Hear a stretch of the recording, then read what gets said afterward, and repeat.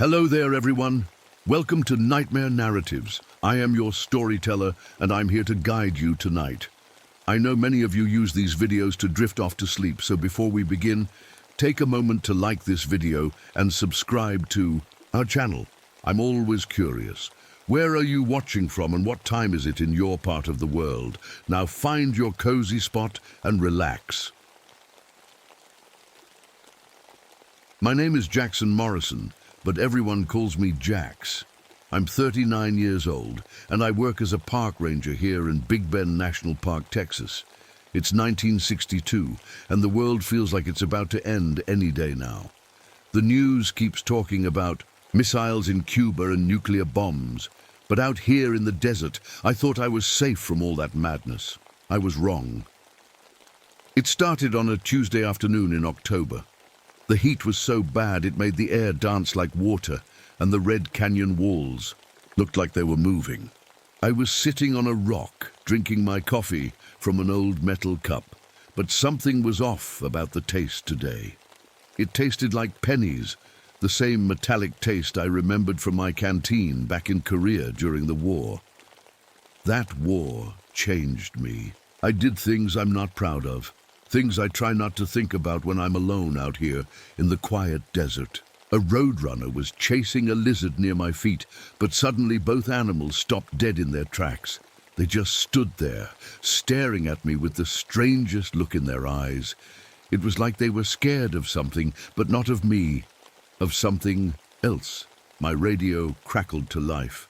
All stations, DEFCON 2 is still in effect. Stay alert. The voice was tense, worried. 200 miles away, they were testing nuclear bombs in the Nevada desert. I could almost feel the radiation in the air, even from that far away. I looked down at my shadow on the ground and froze. It was pointing the wrong way. The sun was right above me, but my shadow stretched toward the east instead of straight. Down. I blinked hard and looked again. Now it was normal. Must be the heat getting to me.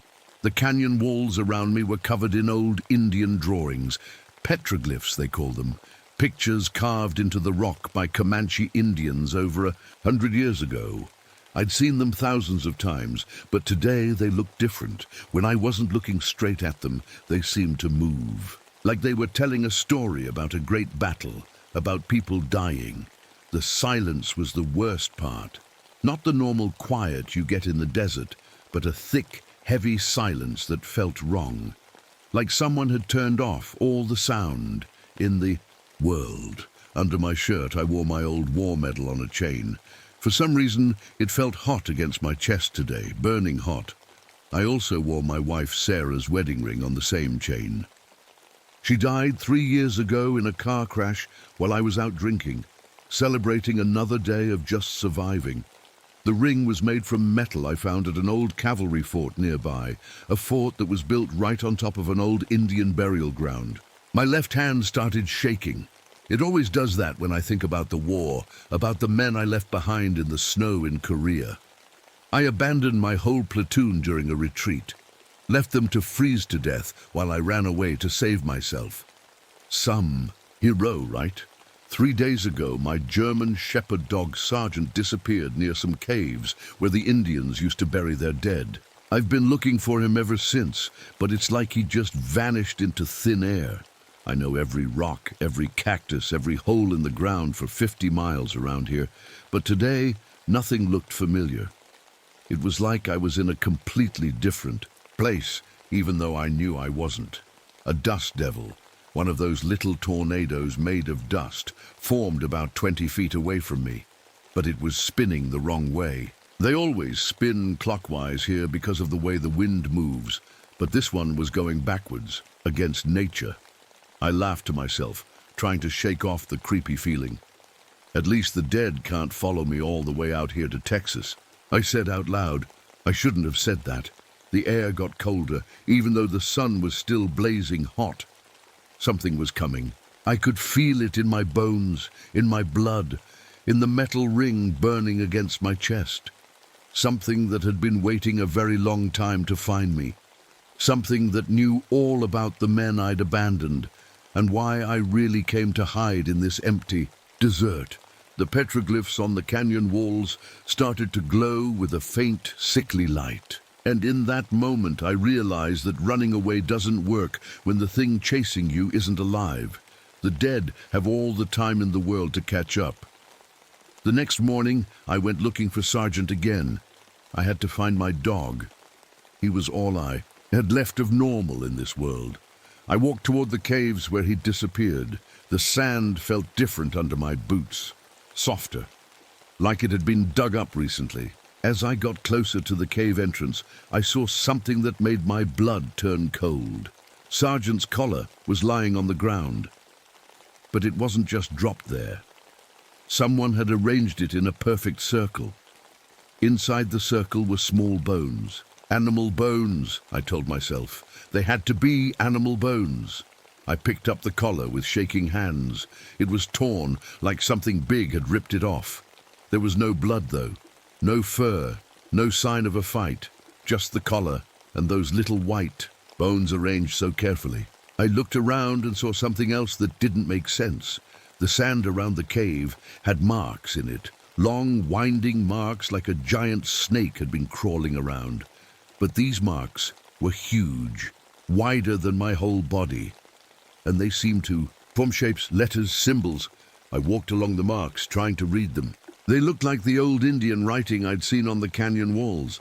I couldn't read Indian, but something about these marks made my stomach hurt, like they were spelling out something bad, something about abandoned people.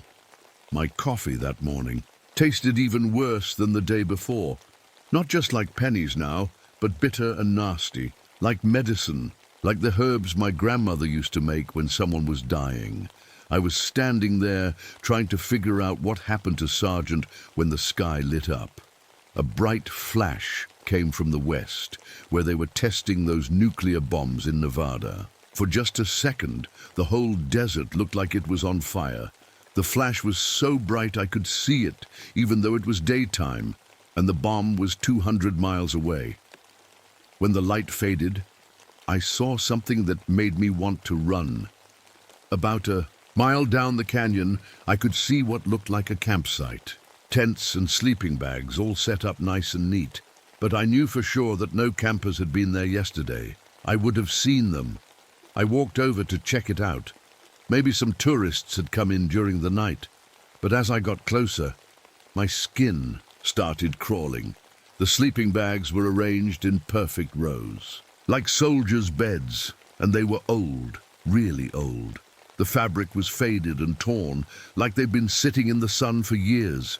I unzipped one of the sleeping bags. Inside were bones, human bones, old bones that had been white from the sun for a long, long time, but they were arranged like a person was still sleeping in there. Arms folded, legs straight, like someone had tucked a skeleton into bed.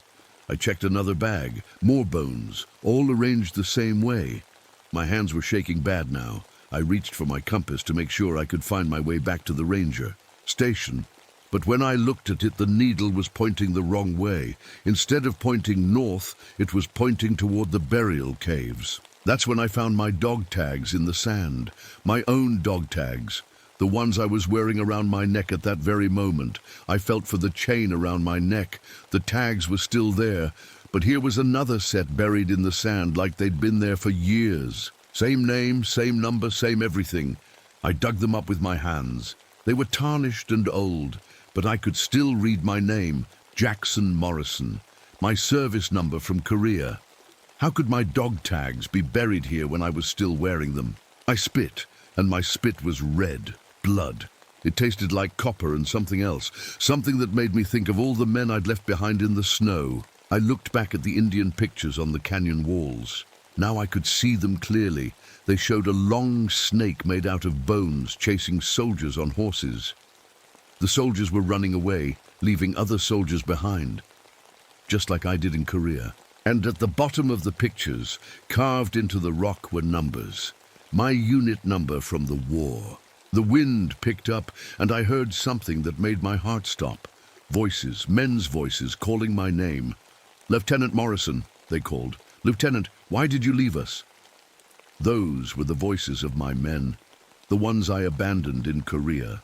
The ones who froze to death because I ran away. But that was impossible. Those men were dead. They died on the other side of the world 12 years ago. Lieutenant Morrison, the voices called again, closer now. Why did you leave us to die? I looked around, but I couldn't see anyone. Just the empty desert, the hot sun, and those old bones scattered around the fake campsite. Then I realized something that made my knees weak. This wasn't a random place. This canyon, these caves, this burial ground. It was all connected to my family. My great-grandfather had been a cavalry officer here in the 1800s. He'd fought the Comanche Indians. He told me stories when I was little about the battles, about how they'd won by being smart and fast. He never told me about running away and leaving people behind. But maybe that's how my family survived. Maybe that's what we did. We ran when things got bad, and we left other people to die. The metal ring on my chest, Sarah's wedding ring, was getting hotter. So hot it was starting to burn my skin.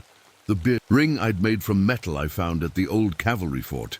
The fort my great-grandfather helped build. The fort that was built right on top of where the Indians buried their dead. I looked up at the sky. Another flash was coming from Nevada, another bomb test. And in that flash, I saw something moving in the distance. Something big. Something that looked like it was made of bones, coming right toward me. I stood there watching that thing move across the desert toward me. At first I thought maybe it was just the heat making me see things. The desert does that sometimes, makes you see water where there isn't any, makes rocks look like people. But this was real. It moved like a snake, but it was huge, bigger than any snake that ever lived. And as it got closer, I could see what it was really made of. Bones. Human bones, all connected together, like someone had built a giant snake out of skeletons. The bones were old and white from years in the sun, but they moved like they were alive, like they remembered how to be a body. The head of the thing was a skull, not just any skull. This one was different, bigger. It had feathers and beads, still attached to it like it belonged to an Indian chief, and I knew somehow that this was Chief Running Bear. My great-grandfather had told me about him, how he'd killed him in battle and taken his skull as a prize. The thing stopped about 50 feet away from me. It raised its head up high, and I could see how long it really was, maybe 60 feet from head to tail, all made of bones from dead people. Then it spoke, but it didn't use the chief's voice. It used voices I knew, voices that still came to me, in nightmares. Lieutenant Morrison, it said in Tommy Chen's voice. Tommy was the youngest guy in my platoon, only 19 when he froze to death in Korea. Why did you leave us behind? We trusted you, it said in another voice. That was Bill Santos. He had 3 kids back home. We followed you and you ran away. You were supposed to take care of us, said Mike Johnson's voice. Mike had saved my life twice before I left him to die. I tried to back away, but my legs wouldn't move. The thing slithered closer, and I could see that the bones weren't just random. They were arranged to tell a story. My story. My family's story. Some of the bones had cavalry uniforms still hanging on them. Those were from soldiers my great-grandfather had fought with, and then abandoned when things got tough. Some bones wore Chinese army clothes. Those were from Korea, from battles where American soldiers ran and left their buddies behind. And some of the bones were wearing park ranger uniforms just like mine. Your family has been running away for a long time, Lieutenant, the thing said. Now it was using my great-grandfather's voice, a voice I remembered from when I was little. We run when things get hard. We save ourselves and let other people die. I reached for my gun, but my hand was shaking so bad I could barely get it out of the holster. When I finally pulled it out and tried to shoot, nothing happened. The gun was jammed. I looked at it closer. The metal of the gun barrel was old and rusty, like it had been buried in the ground for years. Just like Sarah's ring, just like my buried dog tags.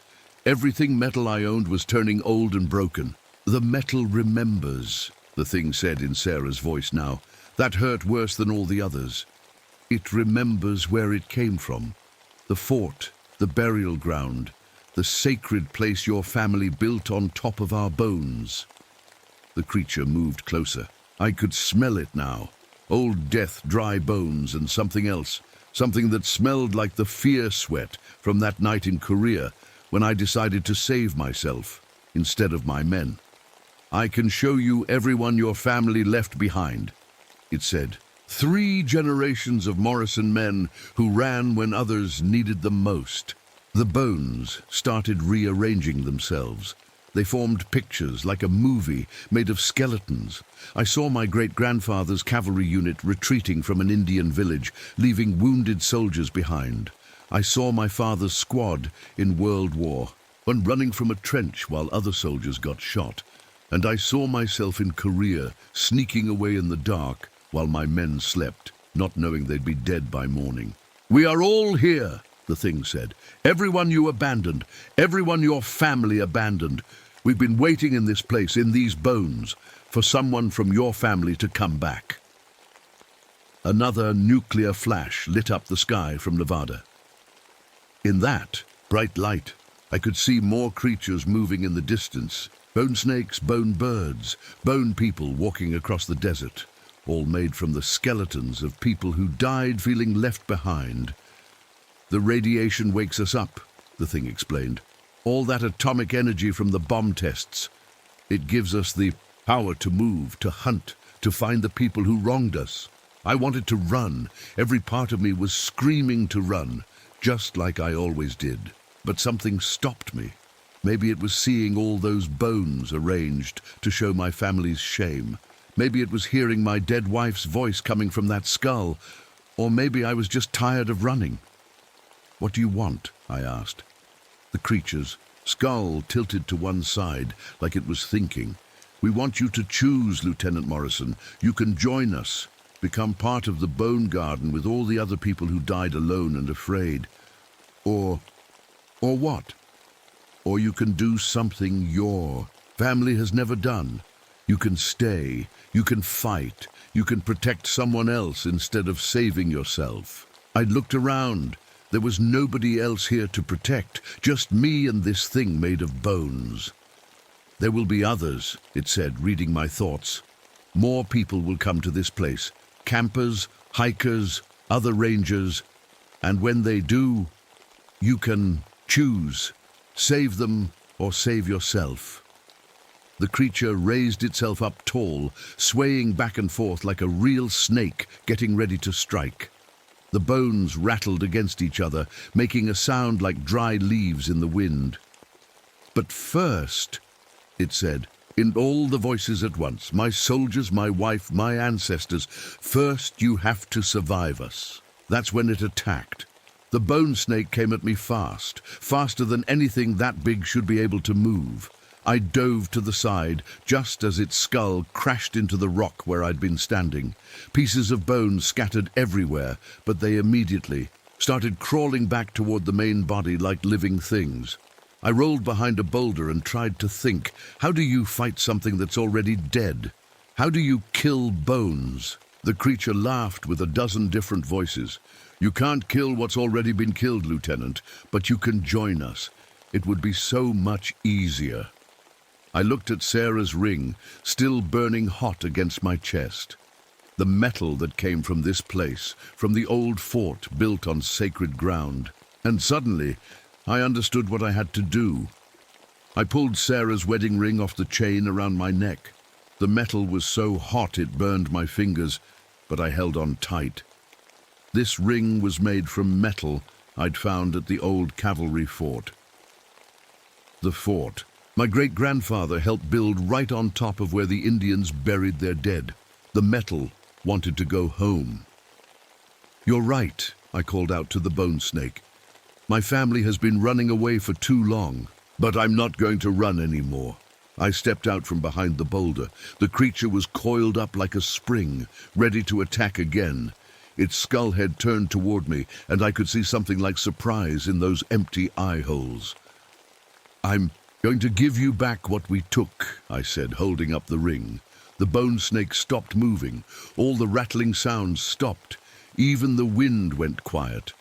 "The metal remembers where it came from," I said, repeating what the creature had told me. "So I'm giving it back." I walked toward the burial caves where this whole thing started.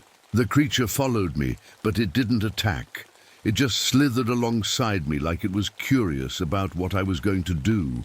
When I got to the cave entrance, I knelt down and dug a small hole in the sand with my hands. The same sand where I'd found my own dog tags buried. The same sand where Sergeant's collar had been arranged in that perfect circle. I placed Sarah's ring in the hole. "I'm sorry," I said to the bones scattered around the cave. "I'm sorry my great-grandfather built his fort on your burial ground. I'm sorry he killed Chief Running Bear and took his skull. I'm sorry my family has been running away and leaving people behind for 3 generations. I covered the ring with sand. The bone snake watched me, its head swaying back and forth. Then it spoke in Chief Running Bear's real voice, deep and sad and tired.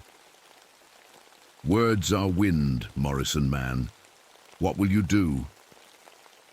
Before I could answer, I heard voices in the distance. Real voices this time, not ghost voices. A family was hiking into the canyon, a man, a woman, and 2 little kids. Tourists who didn't know they were walking into a place full of angry spirits. The bone snake heard them too. Its skull turned toward the sound, and I could feel its hunger. All those bones wanted revenge, and these innocent people would do just fine. "There," the creature said. "Now you choose. Run and save yourself, or stay and protect them." I looked at the hiking family getting closer. The kids were laughing, playing some kind of game as they walked. They had no idea what was waiting. For them, my legs wanted to run. Every muscle in my body was telling me to get out of there, to let someone else deal with this problem. That's what Morrison men did. That's what we'd always done. But I thought about Tommy Chen, 19 years old, freezing to death in Korea. Because I ran away. I thought about Bill Santos and his 3 kids back home. I thought about Sarah dying alone in that car crash while I was out celebrating my own survival. I thought about all the bones in that creature, all the people who died feeling abandoned and afraid. "No," I said, "I'm not running anymore." The bone snake reared up, angry now. "Then you will die with them." "Maybe," I said, "but at least I won't die alone." I pulled out my broken gun. It was still jammed, still rusty and old, but I had an idea. I smashed the gun against the rocks until it broke apart. Then I took the pieces of metal and threw them into the burial cave with Sarah's ring. "All of it goes back," I said. "Every piece of metal my family took from this place." I took off my dog tags, both the ones I was wearing and the ones I'd found buried in the sand. I threw them into the cave too. The bone snake was getting bigger, angrier. More bones were crawling out of the sand to join it. Bones from the fake campsite. Bones from the caves. Bones that had been buried here for over 100 years. But something else was happening too. The bones that belonged to my soldiers, Tommy and Bill and Mike and all the others, they were starting to separate from the creature. They were sinking back into the sand, finally at peace. "You can't have them," I told the remaining bones.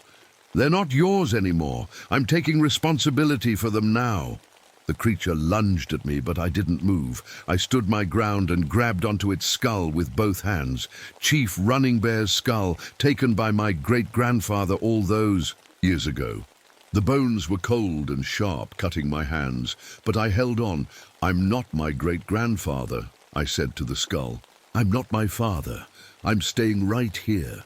Another nuclear flash lit up the sky, but this time, instead of making the creature stronger, the light seemed to hurt it. The bones started falling apart, scattering in the sand. The skull in my hands got heavier and heavier, like it was turning back into regular bone, instead of something magical and angry. "This is your burial ground," I said to Chief Running Bear. "I'm giving it back to you. No more forts, no more taking what isn't ours, just peace." The skull crumbled in my hands, turning to dust that blew away in the wind. The rest of the bone snake collapsed, all the pieces falling to the ground and sinking into the sand where they belonged. The hiking family walked into the canyon just as the last bones disappeared. The man waved at me. "Beautiful day for a hike," he called out. "Yes, it is," I called back. They walked past me toward the petroglyphs on the canyon walls. The kids ran ahead, laughing and pointing at the old Indian pictures that now looked peaceful instead of angry. I sat down on a rock and watched them explore. My hands were cut up from grabbing the skull, but they didn't hurt much. The metallic taste was gone from my mouth. Sarah's ring was buried where it belonged, and I felt lighter without it. That's when I saw her.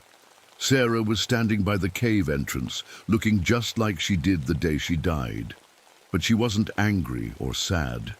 She was smiling. "I'm proud of you, Jax," she said.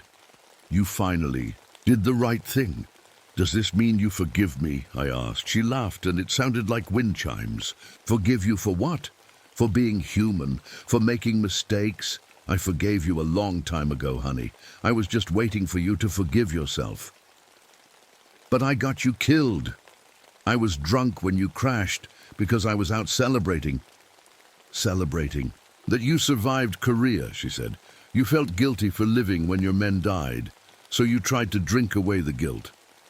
"I understood that, Jax. I always understood." She started to fade away, becoming see-through like morning mist. "But Sarah," I called out, "don't go, I need you." "No, you don't," she said, "not anymore. You're going to be fine. You're going to stay here and protect this place, protect the people who come here. That's your job now." "What about us? What about our marriage?" She winked at me. "Death doesn't end love, Jax. It just changes it. I'll always be part of you, but you don't need to carry me around your neck anymore." And then she was gone. I looked around the canyon. The hiking family was still exploring, safe and happy. The petroglyphs on the walls looked normal again. The sand was smooth, with no signs of the bone creatures that had been crawling around just minutes before. I realized I could see them now, the spirits of all the people my family had abandoned over the years. But they weren't angry anymore. They were just there, watching over the place, making sure nobody else got hurt. Tommy Chen gave me a little salute before he faded away. Bill Santos nodded at me like he was saying, "Good job." Mike Johnson actually smiled. "Thank you, Lieutenant," he said. "Thank you for finally doing what you should have done." I became the permanent guardian of Devil's Canyon after that. I never left, never ran away again. People would come to hike and camp, and I'd make sure they were safe.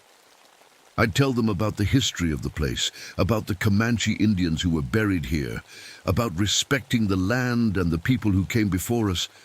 Sometimes, late at night, I could still hear voices calling my name. But they weren't angry voices anymore.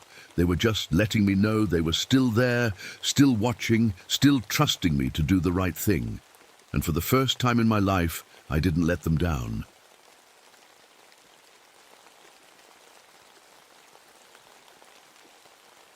My name is Ruth Hawthorne, but everyone calls me Tank. I'm 43 years old, and I work as a park ranger in the Superior National Forest in Minnesota. But before this job, I was a medic in Vietnam. Some days, I wish I could forget that part of my life completely. It was December 23rd, 1976. Snow was falling all around me, but it looked strange that day. The flakes weren't white and fluffy like they should be. They looked gray, like ash falling from the sky. It reminded me of something I didn't want to remember, the chemicals we used to spray on trees in the jungle. Agent Orange, they called it. Watching those gray flakes fall made my hands shake. I was walking through the forest when I heard loud, banging sounds coming from the towns far away. Fireworks, I knew.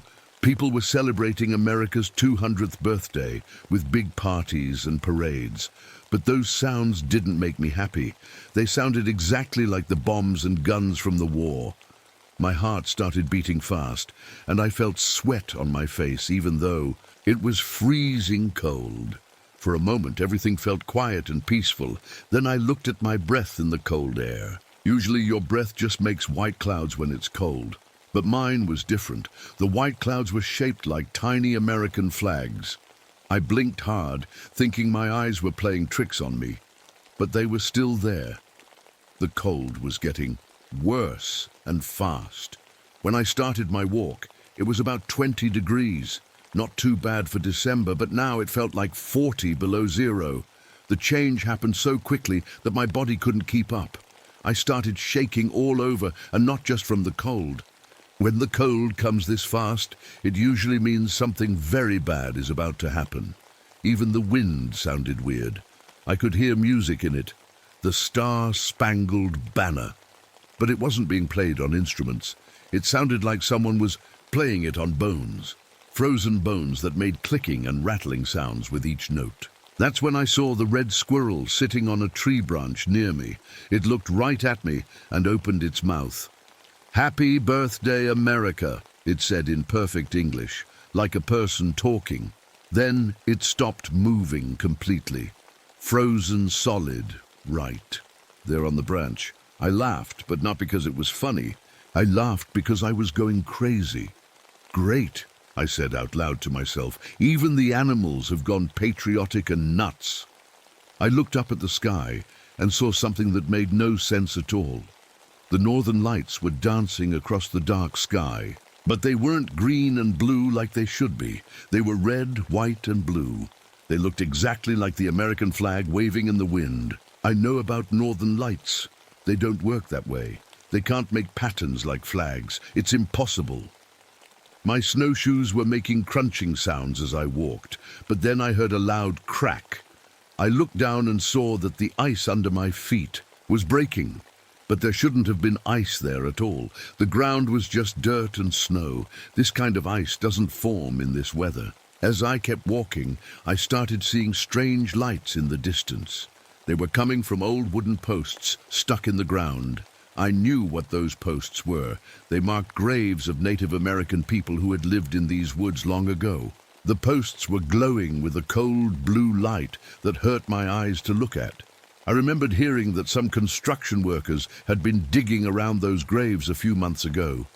They were building new things for the big birthday celebration. They had moved some of the old markers and dug up the ground around them. The native people in town had been very upset about it, but nobody listened to them.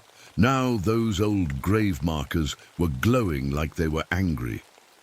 And the cold was getting worse with each step I took toward them. I should tell you about myself, so you understand why this story matters, why I ended up in these woods in the first place. Before I became a park ranger, I was a medic in Vietnam. I saved lives over there, or at least I tried to, but I also lost my medical license when I came back home. There was this one night, about 3 years ago. I had been drinking too much. I did that a lot back then, still do sometimes if I'm being honest. A fellow veteran came to my house. He'd been shot in a bar fight. He was bleeding bad and couldn't afford to go to the hospital. So I tried to help him. I set up my old medical tools on my kitchen table just like I used to do in the jungle. But my hands were shaking from the alcohol and I made a mistake. A big one. He died right there on my table. His blood was all over my kitchen floor. The police came and they took away my license to practice medicine. They said I was drunk and dangerous. They were right. That's why I'm out here in the woods. Now, I figured I couldn't hurt anyone if I stayed away from people. The forest doesn't judge you for your mistakes. Trees don't care if you've got shaky hands or if you wake up screaming at night, but the dreams still come. Almost every night, I dream that I'm performing surgery again. I wake up with my hands covered in blood, but I never remember where it came from. Sometimes I find small dead animals near my cabin in the morning. Rabbits, squirrels, birds, all cut open like someone tried to operate on them. I think it's me doing it, but I can't remember. My hands are missing 2 fingers on the left side. Lost them to frostbite during the war. I was trying to save 3 soldiers who were freezing to death in a cold mountain area. I stayed out in the snow with them for 6 hours until help came. All 3 of them lived. I lost my fingers, but they lived. It was worth it. I still carry my father's old hunting rifle with me everywhere I go. It's a 36, real powerful gun. The bullets in it are special. I had them blessed by a priest in Saigon before I left Vietnam. I know it sounds silly, but it makes me feel safer. My partner on this job is Mike Torino. He's only 28, about 15 years younger than me. Nice. Kid reminds me of the young medics I used to train back in the war. Eager, brave, maybe a little too brave sometimes. He doesn't know about my past. Not all of it, anyway. I told him I used to be a nurse, which isn't really a lie.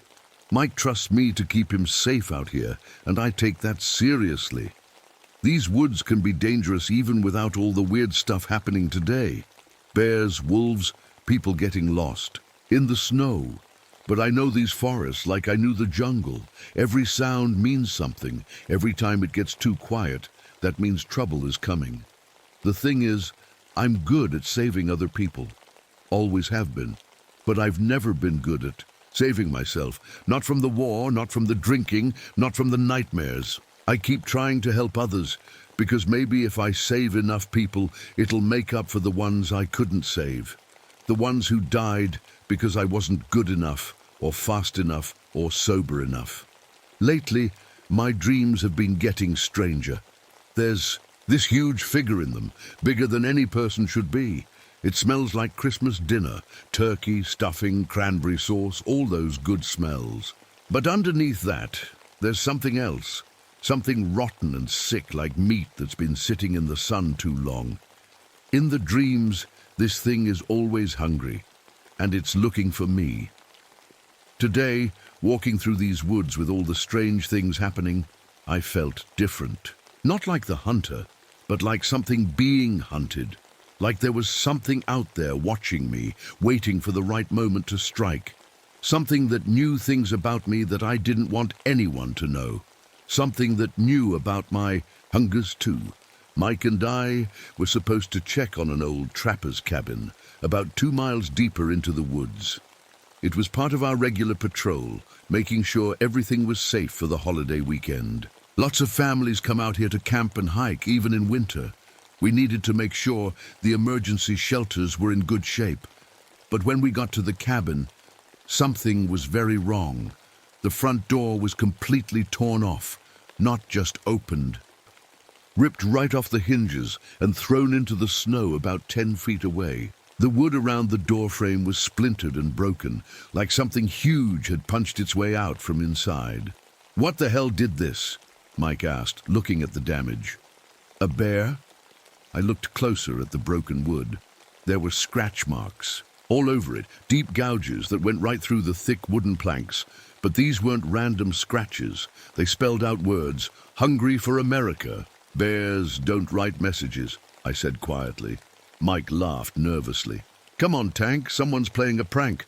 Probably some kids from town." But I wasn't so sure. I'd seen plenty of animal attacks in my time out here. This was different. The scratches were too big, too deep, and they were made by something with claws longer than my whole hand. We found tracks in the snow, leading away from the cabin. They looked like human footprints, but huge. Maybe size 20 boots, if they made boots. That big. Each print was almost 2 feet long, but the strangest thing was what was inside each footprint. Dark red stuff that looked like cranberry sauce, all frozen and crystallized. The smell in the air was getting stronger now. It was like walking through someone's kitchen on Christmas morning. Pine trees, cinnamon, roasting turkey, all those warm, happy smells that make you think of family and good times. But mixed in with it was something else, something that made my stomach turn. It smelled like death, like the field hospitals in Vietnam after a big battle. Mike was fiddling with his radio, trying to get a clear signal. Static came through, and then suddenly we heard music, a marching band playing patriotic songs, and a man's voice talking about the big bicentennial parade in town. "That's weird," Mike said. "The parade ended 6 hours ago. I was there this morning before work." The radio kept playing the same broadcast over and over, the same songs, the same announcements about floats and fireworks, like it was stuck in a loop. I pushed past the broken door and looked inside the cabin. What I saw there made my blood go cold. The place had been used as a shelter for decades. Usually it had some basic supplies, canned food, blankets, a wood stove for heat. But now it looked like someone had set up for a dinner party, a horrible dinner party.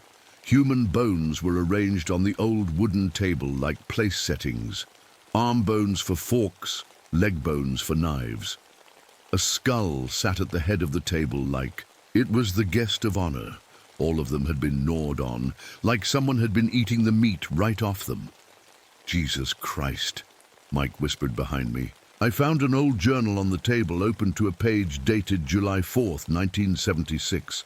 The handwriting was shaky, desperate. It came during the fireworks. Tall as a tree, thin as death, eyes like black holes. It said it wanted to celebrate America's birthday. By eating the American dream, it's still out there, still hungry. God help us all.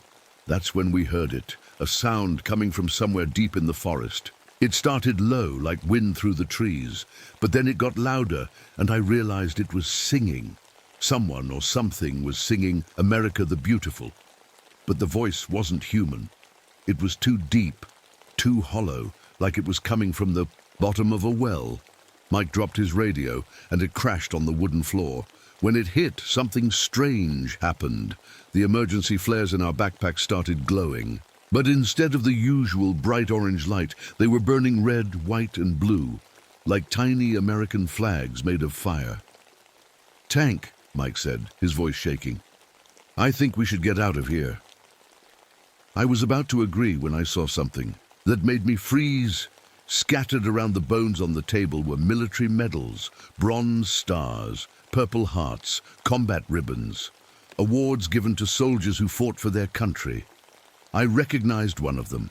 It was my own Purple Heart, the one I'd lost somewhere in Vietnam 20 years ago, the one I thought I'd never see again. The temperature dropped again. I could see my breath coming out in thick white clouds, but Mike's breath wasn't white anymore. It was coming out in little puffs of red, white, and blue, just like mine had been earlier. Outside, the singing was getting closer. And with each note, the cold got worse.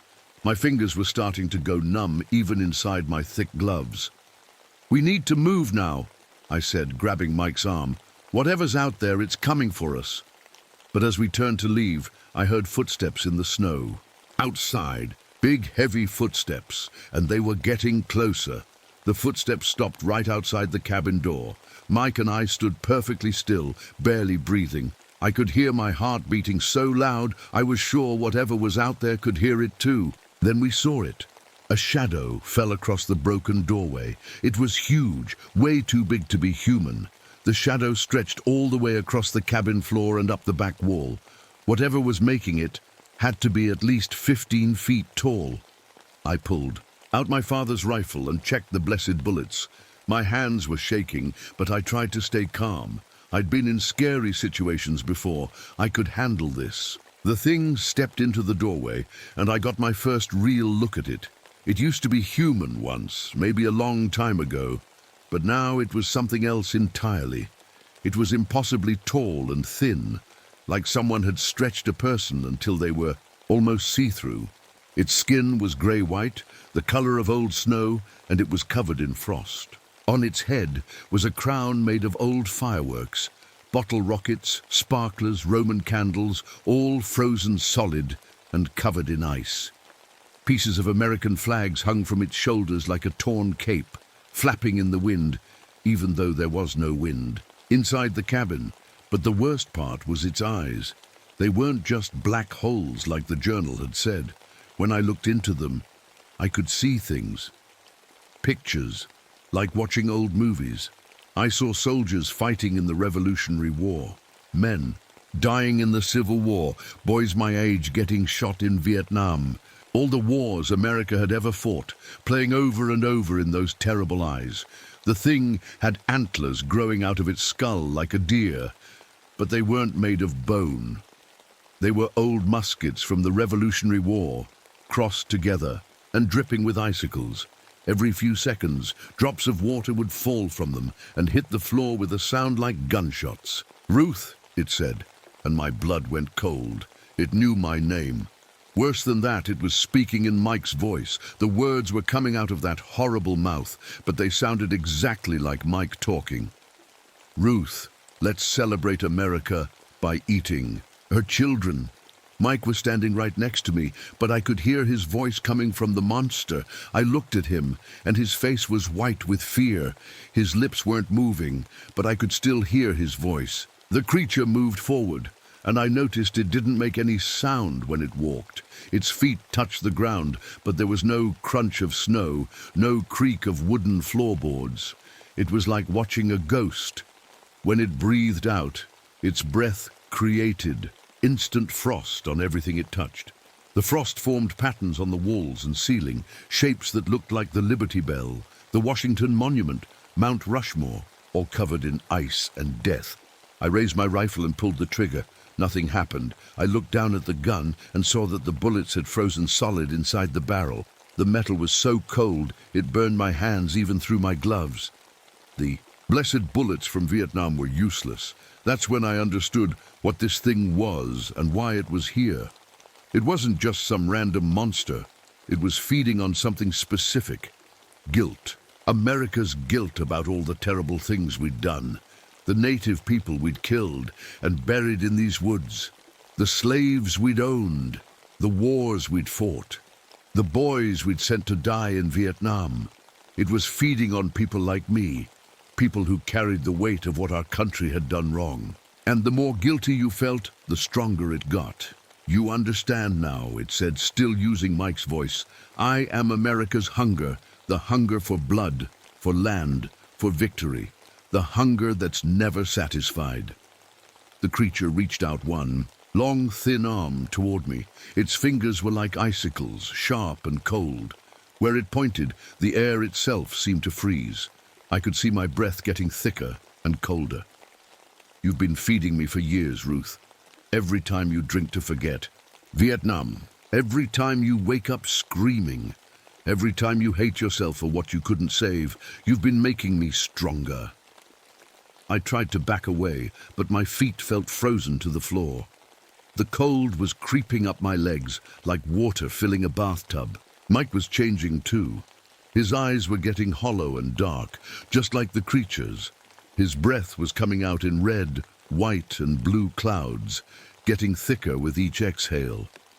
"Tank," he said, but his voice sounded different now. Hungry. "I'm so hungry, Tank. Aren't you hungry too?" The creature smiled, showing teeth like broken glass. "He'll be one of us soon, and then you. We'll feast on America's shame together, forever and ever." The walls of the cabin were covered in frost now, and I could see shapes forming in the ice. Battlefields, graveyards, all the places where Americans had died and killed. The creature's power was growing stronger. I had to make a choice, and I had to make it fast. Fight this thing somehow, or watch Mike become a monster just like it. I grabbed Mike's arm and pulled him toward the back of the cabin. We needed to get away from that thing, even if it was just for a few minutes. I found some old wooden boards and started piling them against the door. "Help me," I told Mike, but he was staring at his hands. His fingers were turning white, and I could see frost forming on his skin. "I can't stop thinking about food," he said. "Turkey, ham, all that Christmas dinner stuff. But I want something else too, something warm and red." I knew what he meant, and it scared me more than the monster outside. The creature was walking around the cabin now. With each step, I could hear wood cracking as the walls got colder. Frost was spreading across the inside walls like spider webs, and I could see shapes forming in the ice. They looked like battle scenes, soldiers fighting and dying. Mike was getting worse. He kept licking his lips and staring at me like I was something to eat. His eyes were getting darker, more hollow.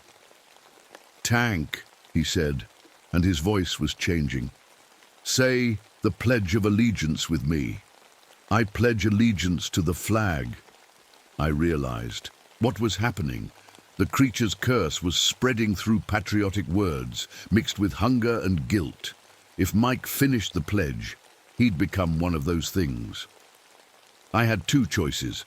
I could shoot Mike to stop him from changing, or I could try something else, something desperate. I looked around the cabin and saw a bottle of moonshine on one of the shelves. The label said, Bicentennial Special Edition, 1976. It was probably left here by some hunter months ago.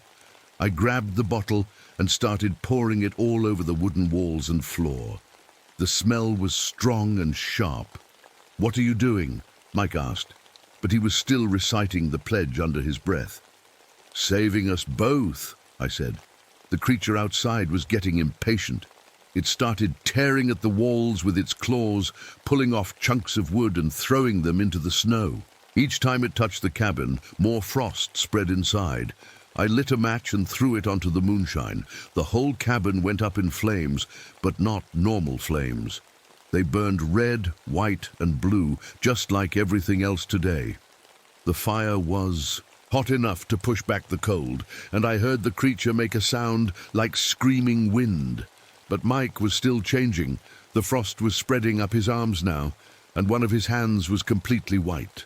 I knew what I had to do. I pulled out my hunting knife, the same one I'd used for surgery in Vietnam. "Mike, I'm sorry," I said. I grabbed his arm where the frost stopped, and the skin was still normal.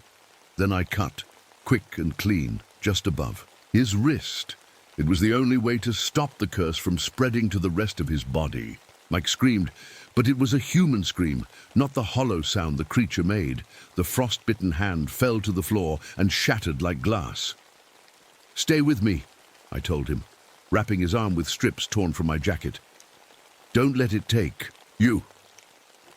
The creature broke through the burning wall, stepping right through the red, white, and blue flames. It was angry now, and its eyes were blazing with all the wars in American history. "You can't save him," it said. "You can't save anyone.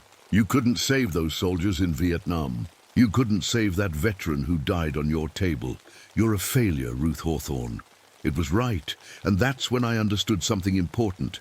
This thing fed on guilt and shame, but it was my guilt that had made it strong enough to find us. All those years of hating myself, of drinking to forget, of waking up with blood on my hands, I'd been feeding it the whole time. "You want to eat guilt?" I said, standing up and facing the creature. "Then eat mine, all of it." I opened my mind to every terrible thing I'd ever done, every patient I couldn't save, every mistake I'd made, every night I'd spent drunk and alone, wishing I'd died in Vietnam instead of coming home. The creature moved toward me, reaching out with those icy fingers, but instead of running, I stepped forward to meet it. "Take it," I said. "Take all my shame and guilt, but leave Mike alone." The creature's hands touched my face, and I felt cold, like nothing I'd ever experienced. But I also felt something else. Relief. For the first time in years, the weight I'd been carrying started to lift. But something went wrong. Instead of just eating my guilt, the creature started to merge with me. I could feel it becoming part of me, but I could also feel myself becoming part of it. I was still me, still Ruth Hawthorne, but now I was also something else. Something that could see all of America's dark history, all the pain and guilt and shame. And I could feel how hungry it all was. The difference was I could control it now. The hunger was there, but I was stronger. Mike was unconscious but alive. The frost had stopped spreading, and his breathing was normal.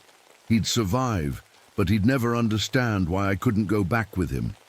Why my eyes now glowed with a cold, patriotic fire whenever fireworks went off or flags were raised. I carried him outside to where we'd left our truck.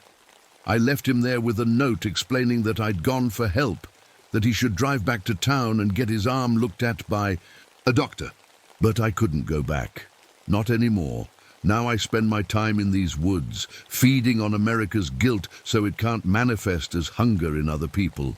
Every 4th of July, every Memorial Day, every time someone feels ashamed of what our country has done wrong, I'm there to take that weight. It's not a bad life. I'm finally doing what I always wanted to do, saving people.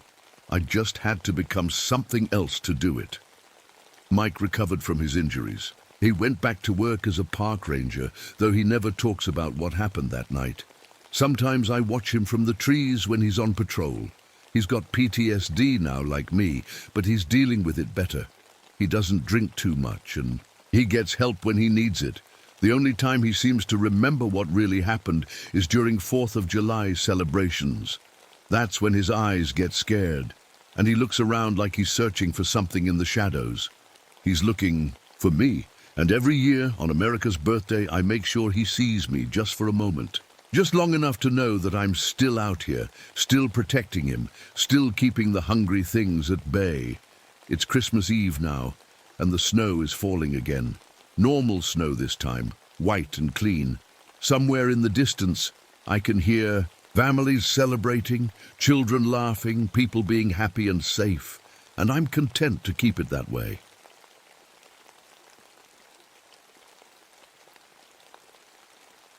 My name is Thomas Mitchell. Most people call me Truth, though I'm not sure I deserve that name anymore. I'm 35 years old, and I used to be a detective.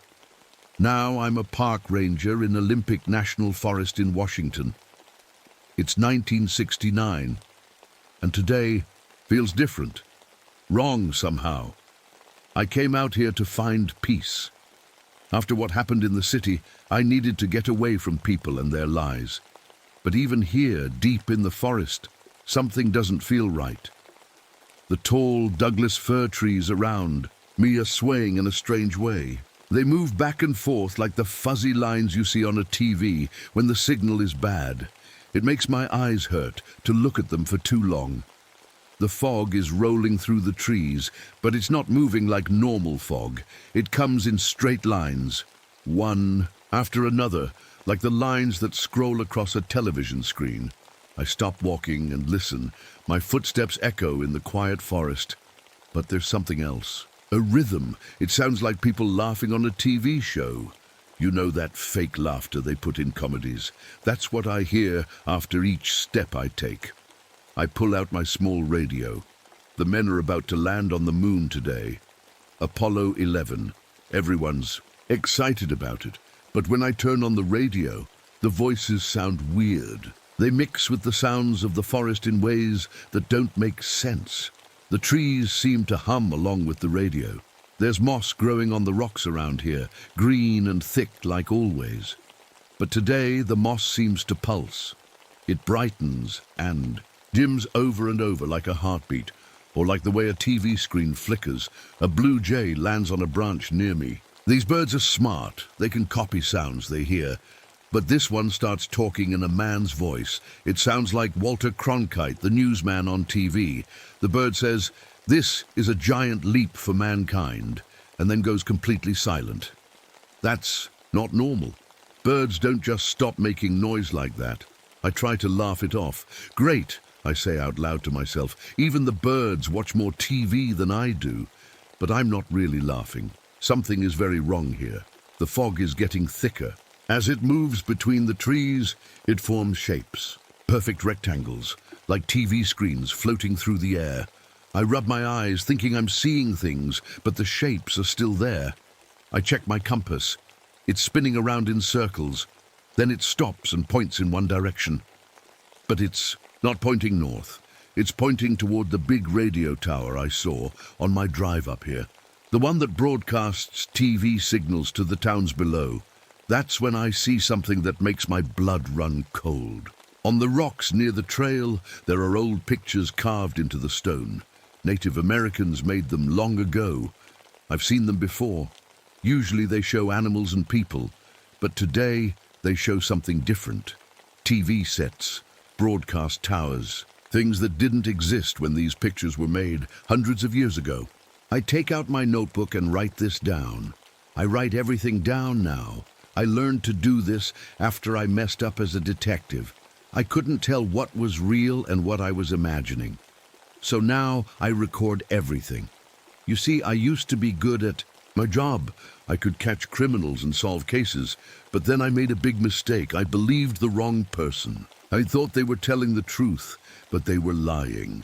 Because of my mistake, people died. One of them was my partner's daughter. She was only 16. After that, I couldn't trust myself anymore. Every time someone told me something, I wondered if they were lying.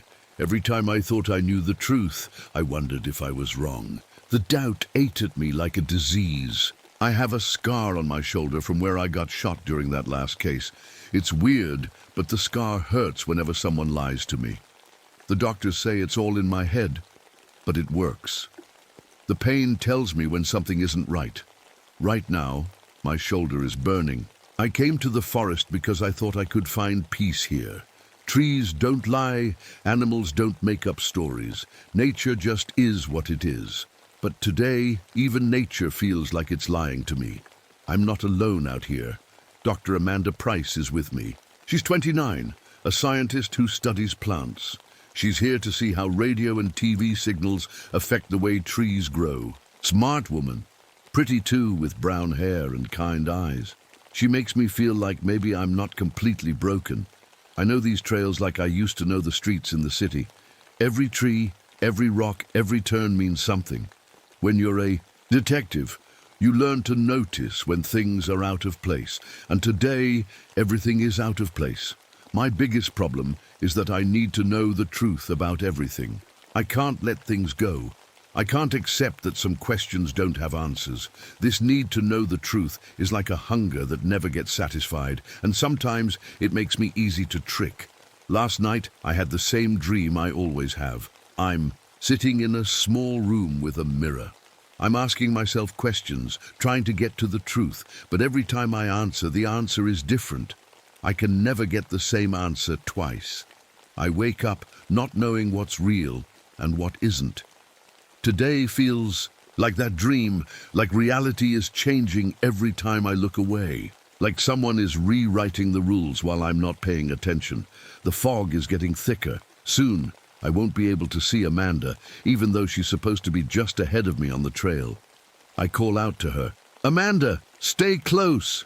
Her voice comes back through the fog, but it sounds strange, like it's coming from a radio instead of a real person. "I'm here, Truth. Everything's fine." But my shoulder starts burning again, and I know that everything is definitely not fine. I walk faster through the fog, trying to catch up to Amanda. My boots crunch on the wet leaves. The sound echoes wrong, like it's bouncing off invisible walls. "Amanda, where are you?" I call out again. "Right here," she answers, but her voice comes from my left now. A minute ago, it came from straight ahead. People don't move that fast through thick forest. I stop and listen carefully. That's when I hear it. A low humming sound, like when you stand too close to power lines. But there are no power lines out here, just trees and fog and whatever is making that sound. I pull out Amanda's equipment bag. She asked me to carry it while she collected plant samples. The bag holds her tools for measuring how radio waves affect tree growth. But when I turn on her main device, it doesn't beep like it should. Instead, it starts talking. "Welcome to The Price is Right," the machine says in a game show host's voice. "Come on down." I hit the off button, but it keeps talking. "Tell them what they've won, Bob. This is Amanda's expensive scientific equipment. It doesn't play game shows. It measures radio signals." I shake the device and hit it a few times. Finally, it stops talking. My hands are shaking now. I write in my notebook. Amanda's equipment playing TV shows. Time 2:47 p.m. Still can't see her. The fog swirls around me like it's alive. Through the gray mist, I see footprints in the mud. Big boot prints, like mine. But as I get closer, they change. They become smaller. Then they look like bare feet. Then like animal paws. The prints keep changing shape while I'm looking at them. I kneel down and touch one of the prints. It's real. The mud is still wet and fresh, but footprints don't change shape. That's not possible. "Truth, help me!" Amanda's voice again. But now it's coming from behind me. I spin around. "Where are you?" I shout. "Over here." The voice comes from my right now. I follow the voice, pushing through thick bushes. Branches scratch my face. My shoulder scar is burning like fire. Someone is lying to me. But who? As I walk, I start hearing other sounds in the fog. A man's voice saying, "But wait, there's more," over and over, like a broken record. Then a woman's voice, new and improved, now with real lemon scent. These are the voices from TV commercials, but there's no TV out here, no electricity, no stores selling soap and cleaning products, just forest. I find a small clearing and stop. In the center there are two orange camping tents. They look exactly the same. Same color, same size, same everything. I walk to the first tent and unzip it. Inside, there's camping gear, a sleeping bag, a camping stove, a first aid kit. All brand new. I go to the second tent, I unzip it and look inside. The exact same gear, same sleeping bag, same stove, same first aid kit. Everything is in the exact same place, like someone copied the first tent perfectly. I've been camping for years. Nobody sets up two identical campsites like this. It's like seeing the same commercial twice in a row. I taste something metallic in my mouth, like I've been sucking on coins. The taste gets stronger every minute. Everything starts tasting like the aluminum trays they use for TV dinners. That gross, metallic flavor that makes you want to spit. "Truth, I need help," Amanda's voice again. But now I hear it coming from 3 different directions at once. North, south, and east, all at the same time. I stand very still and listen. The voices are exactly the same. Same words, same tone, same everything. But Amanda can't be in 3 places at once.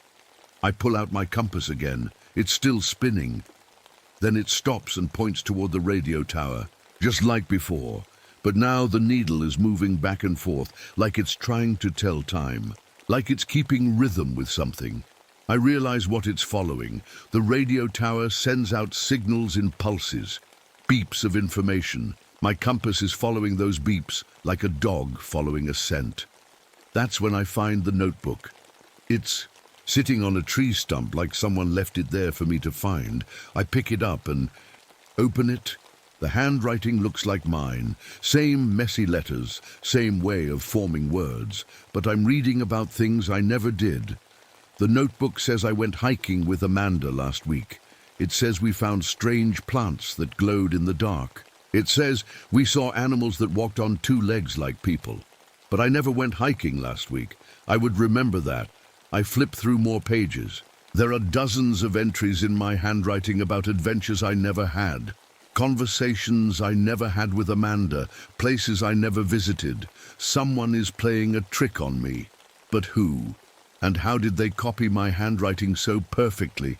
The fog is getting thicker. I can barely see 10 feet in any direction. The grey mist moves in squares and rectangles, like puzzle pieces floating through the air. When I try to look directly at the shapes, they disappear. But I can see them from the corner of my eye. My radio crackles to life. But instead of news about the moon landing, I hear my own voice. "This is Ranger Mitchell," my voice says through the radio. "We have an emergency at Campsite 12. Send help immediately." But I'm not talking. My mouth is closed. And I never called for help. I don't even know where Campsite 12 is. The radio keeps playing my voice. Repeat. "This is Ranger Mitchell. We have injuries, 2 people down, need medical evacuation." I grab the radio and turn it off, but my voice keeps coming out of it. Even with the power off, it's still playing my voice asking for help that I never called for. I throw the radio on the ground. It lands in the mud with a splash. Finally, it stops talking. The silence is worse than the voices. In the quiet, I can hear my own heartbeat. It's beating too fast. My breathing is loud and harsh. I write in my notebook, hearing my own voice on radio. Didn't make that call. Someone else using my voice. 3:15 p.m. That's when I hear Amanda calling again. But this time, her voice sounds different, higher pitched, like she's scared. "Truth, help me! Something's wrong!" I run toward her voice, crashing through bushes and jumping over fallen logs. My shoulder scar is burning so bad I can barely think straight, but I have to find her. I push through a wall of fog, and suddenly I can see clearly. There's Amanda standing 20 feet away. She's facing away from me, looking at something I can't see. "Amanda!" I call out. She turns around slowly. When she sees me, she smiles. But it's not her usual smile. It's too wide, too perfect, like the smile people make when they're posing for pictures. "Hi there, Truth," she says. Her voice sounds like she's trying to sell me something. "Isn't this a beautiful day for science?" Amanda never talks like that. She uses big words and talks about research and data. She doesn't sound like a TV commercial. My shoulder is on fire now. Every instinct I have is screaming that something is wrong. But she looks like Amanda. Same brown hair, same clothes, same face. "Are you okay?" I ask, stepping closer. "I'm fantastic," she says with that big fake smile. "Everything is just perfect. Thanks for asking." The real Amanda never says fantastic. She says adequate or satisfactory. She's a scientist. She's careful with words. I'm looking at Amanda, but I'm not talking to Amanda. Someone else is wearing her face. I stare at the woman who looks like Amanda. She's still smiling, that too perfect smile. Her eyes are bright and shiny, like the people in toothpaste commercials. "Amanda," I say slowly, "what were you doing when I lost sight of you?" "Oh, I was having a wonderful time collecting samples," she says. Her voice is too cheerful, too loud. Nature is so amazing, don't you think? The real Amanda would have said something like, "I was documenting the cellular structure of moss growth patterns." She uses scientific words even when she doesn't need to. I take a step back. "What kind of samples?" "All kinds," she says, clapping her hands together. "The best samples ever. You'll love them." My shoulder scar feels like someone is pressing a hot iron against it. I reach into my pocket and pull out my notebook. "Let me write that down," I say. "You know how I like to keep track of everything." "Of course," she says. "Writing is fun." I write, "Amanda acting strange. Too happy. Wrong words. 3:23 p.m. As I write, I watch her face. The real Amanda always gets a little annoyed when I write everything down. She says it makes her feel like I don't trust her memory. But this Amanda just keeps smiling. "Amanda, what's my real name?" I ask. "Truth," she says right away. "What's my full name?" Her smile gets even bigger. "Truth Mitchell, the best park ranger ever." My heart starts beating faster. My full name is Thomas Mitchell. People call me Truth, but my real name is Thomas. Amanda knows this. We've talked about it. "How did I get the name Truth?" I ask. She tilts her head like she's thinking hard. "Because you always tell the truth, and you always find the truth. Truth is the best." Wrong again. "I got the nickname because I was always looking for the truth, not because I was good at finding it." Amanda knows the story. I told her about my failures as a detective, about the people who died, because I couldn't tell truth from lies. "Where did we meet?" I ask.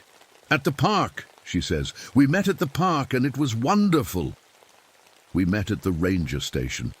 She came there to get permission for her research. It was raining and she was upset because her car had broken down. Not wonderful at all. I close my notebook and put it away. "Amanda, I need to ask you something important." "Sure thing," she says. "Who was Walter Cronkite?" She doesn't even pause.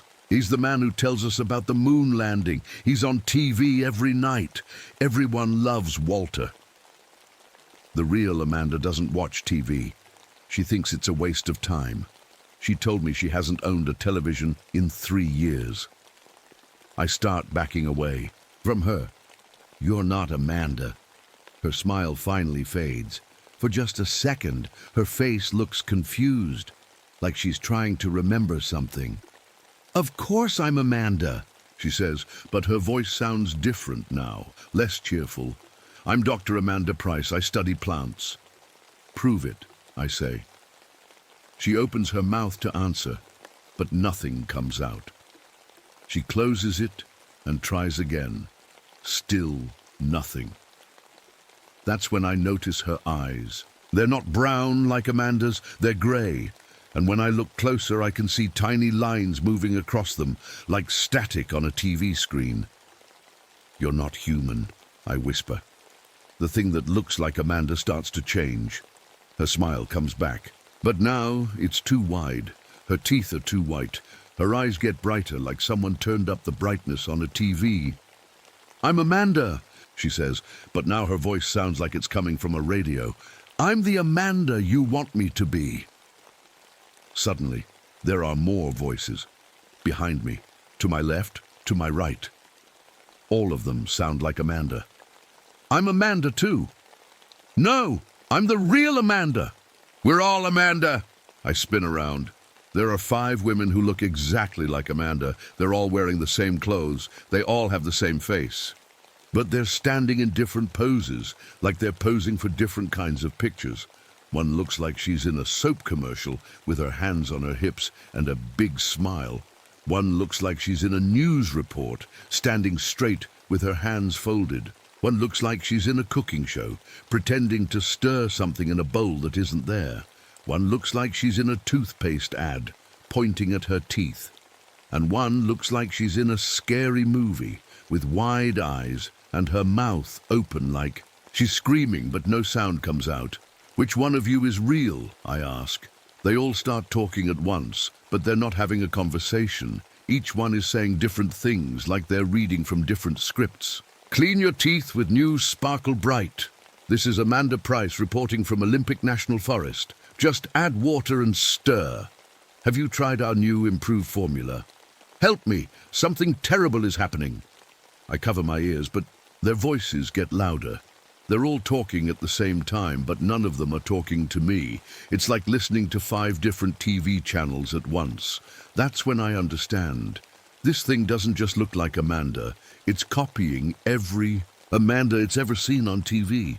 Every commercial, every news report, every show. It's mixing them all together.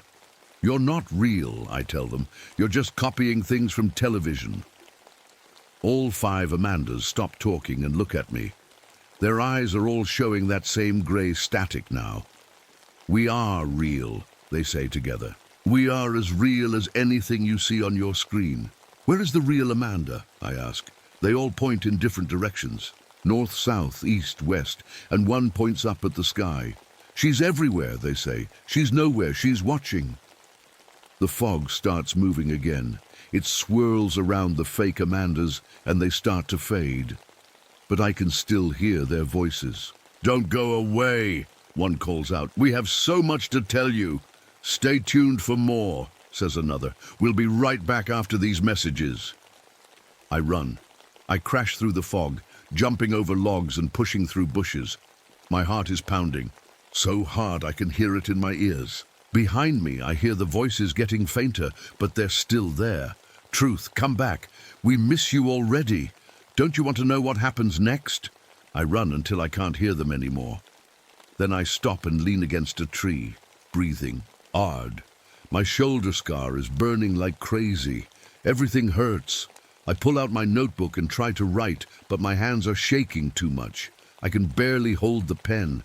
Finally, I manage to write, "Not Amanda, multiple copies, TV voices. Thing that copies people from television. 3:45 p.m. Where is real Amanda?" As I write, I realize something terrible. If this thing can copy Amanda perfectly, what else can it copy? What if it's been copying other people too? What if it's been copying me? I look around at the fog. Everything is quiet now. Too quiet. "Hello?" I call out. My own voice answers back from somewhere in the fog. "Hello, Truth. We need to talk." I freeze when I hear my own voice in the fog.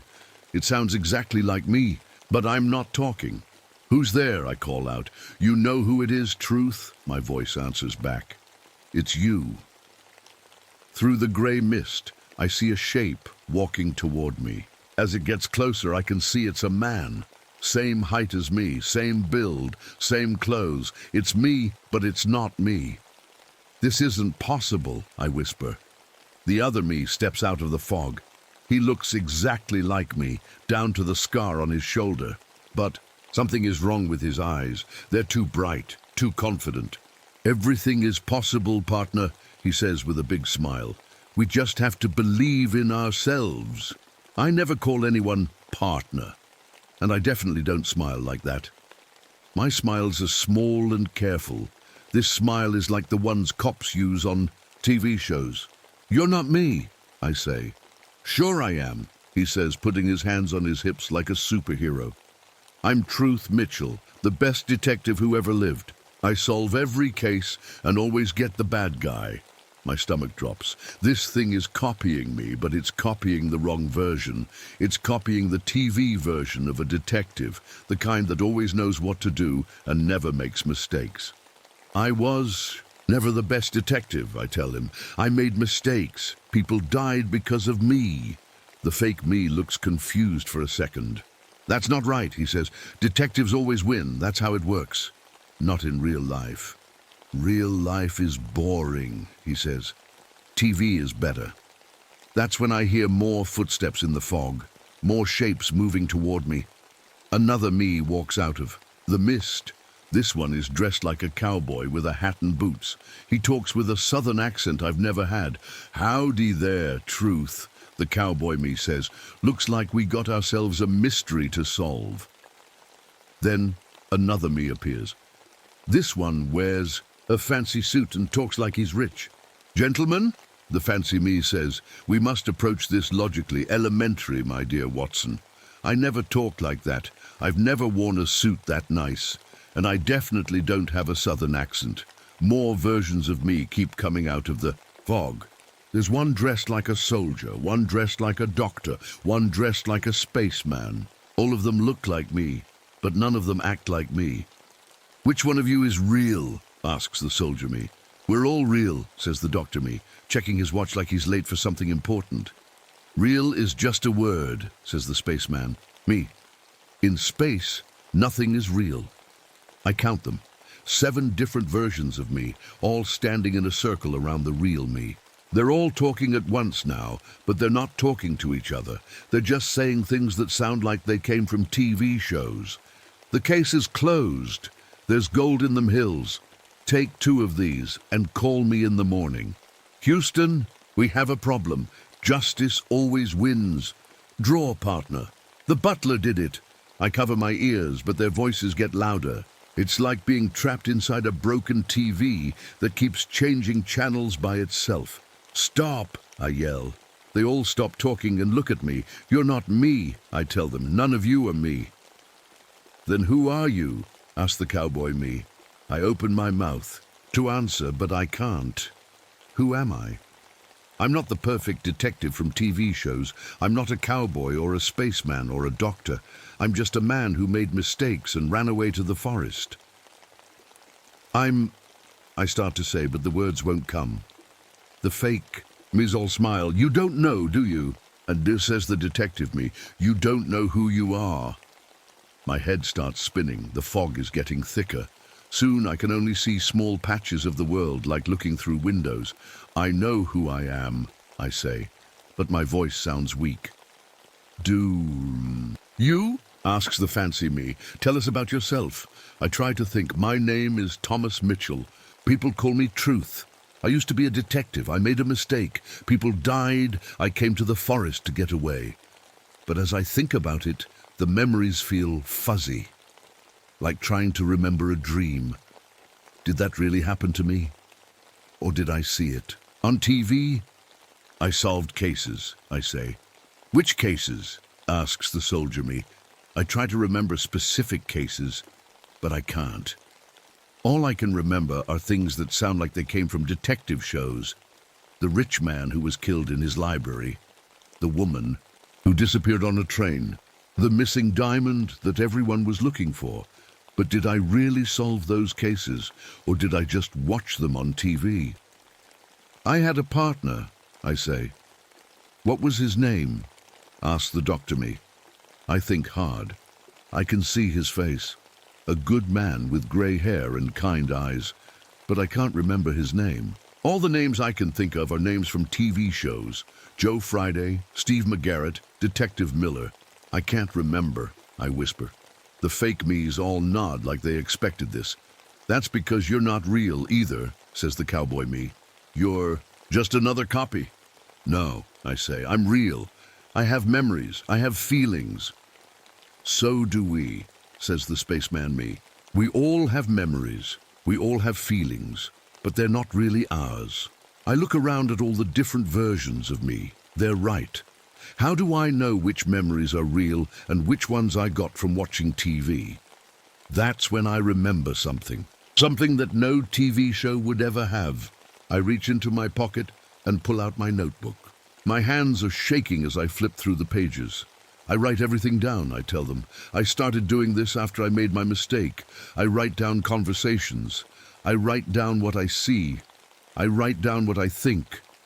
The fake me's all look at the notebook like they've never seen one before. What mistake? Asks the detective me. I take a deep breath. I believed the wrong person. I thought they were telling the truth, but they were lying. A girl died because of my mistake. She was 16 years old. Her name was Sarah Chen. She had black hair and she wanted to be a teacher when she grew up. The fake me's are all quiet now. They're looking at me like they don't understand. TV detectives don't make mistakes like that, I continue. They don't let innocent people die. They don't run away to the forest because they can't handle the guilt. They don't wake up every night having the same nightmare about a girl they couldn't save. I look at each fake me. You don't remember Sarah, do you? They all shake their heads. That's because she was never on TV, I say. She was real, and she's dead because of me. That's not a story. That's not entertainment. That's just the truth. The fake me's start to look less solid, like they're fading. We don't understand, says the cowboy me, but his voice sounds far away now. You can't understand, I tell them. You only know what you've seen on TV. You don't know what it feels like to fail. You don't know what it feels like to be wrong. You don't know what real guilt feels like.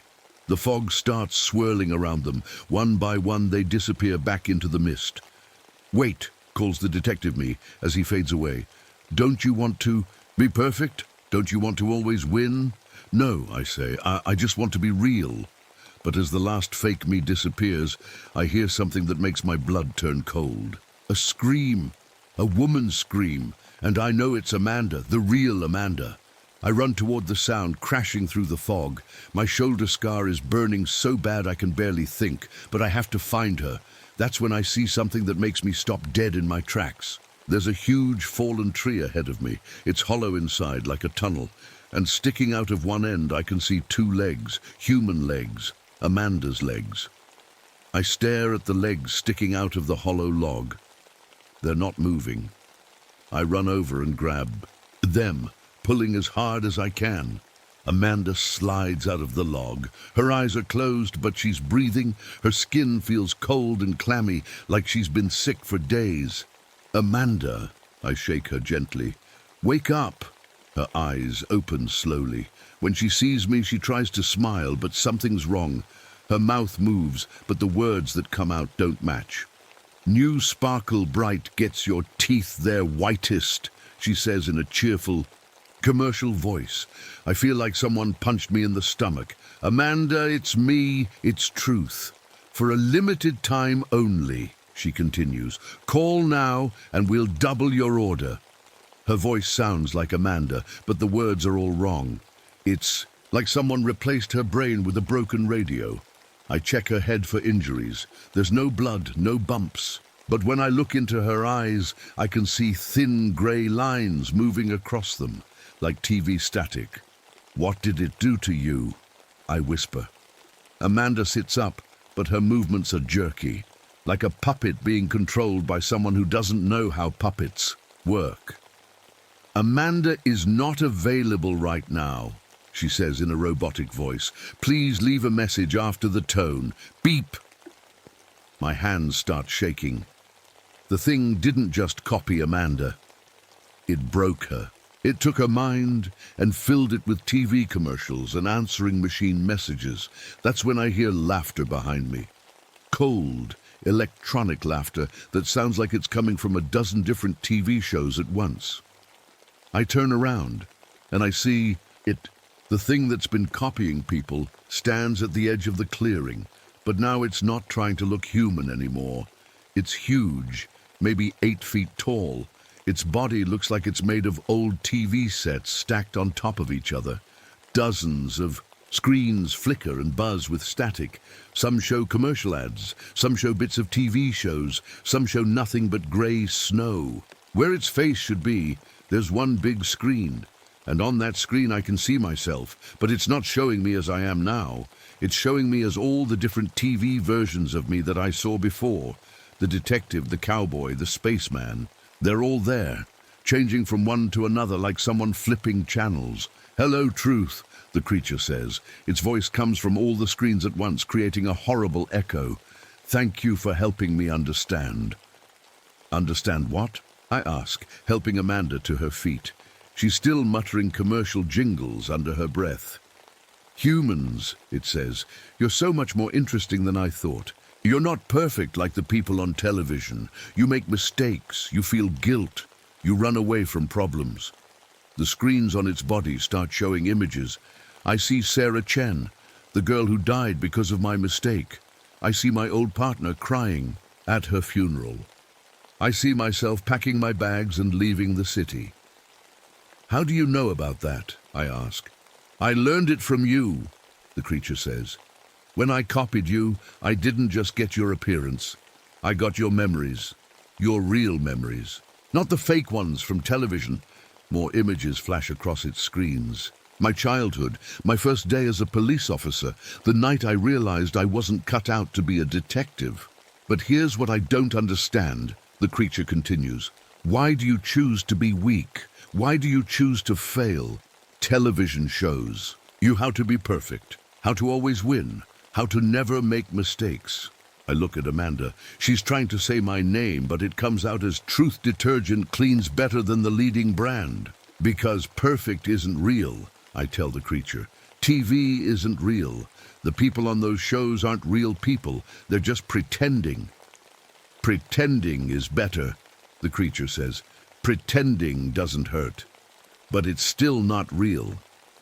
The creature's screens all flicker at once. "Real," it says, like it's trying to understand the word.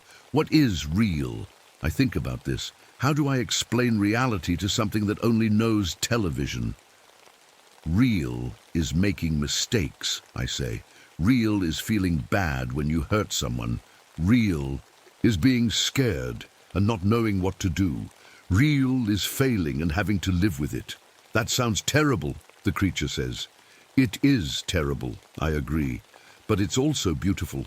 Because when something good happens, when you help someone or make them smile, it means something. It's not just pretending." The creature's screens show more images now. Happy moments from my life. My graduation from police academy. The first time I solved a case. The day I met Amanda. "I want to understand," the creature says. "Show me how to be real." I look around the clearing. The fog is so thick now that I can barely see the trees. The creature's screens are the only light. "I can't show you," I tell it. "You can only copy what you see. You can't create anything new. You can't feel anything new. You can only repeat what's already been broadcast." The creature's screens start flickering faster. Some of them are showing the same commercial over and over. Others are showing bits of news reports. Others are just static. "No," it says. "I can learn. I can become real." "Not by copying," I say. "Real things aren't perfect. Real things break. Real things die." Amanda suddenly grabs my arm. For a moment, her eyes look normal. "Truth," she whispers. "It's feeding on the radio tower. The signals, that's how it stays alive." Then her eyes go back to static, and she starts talking about laundry detergent again.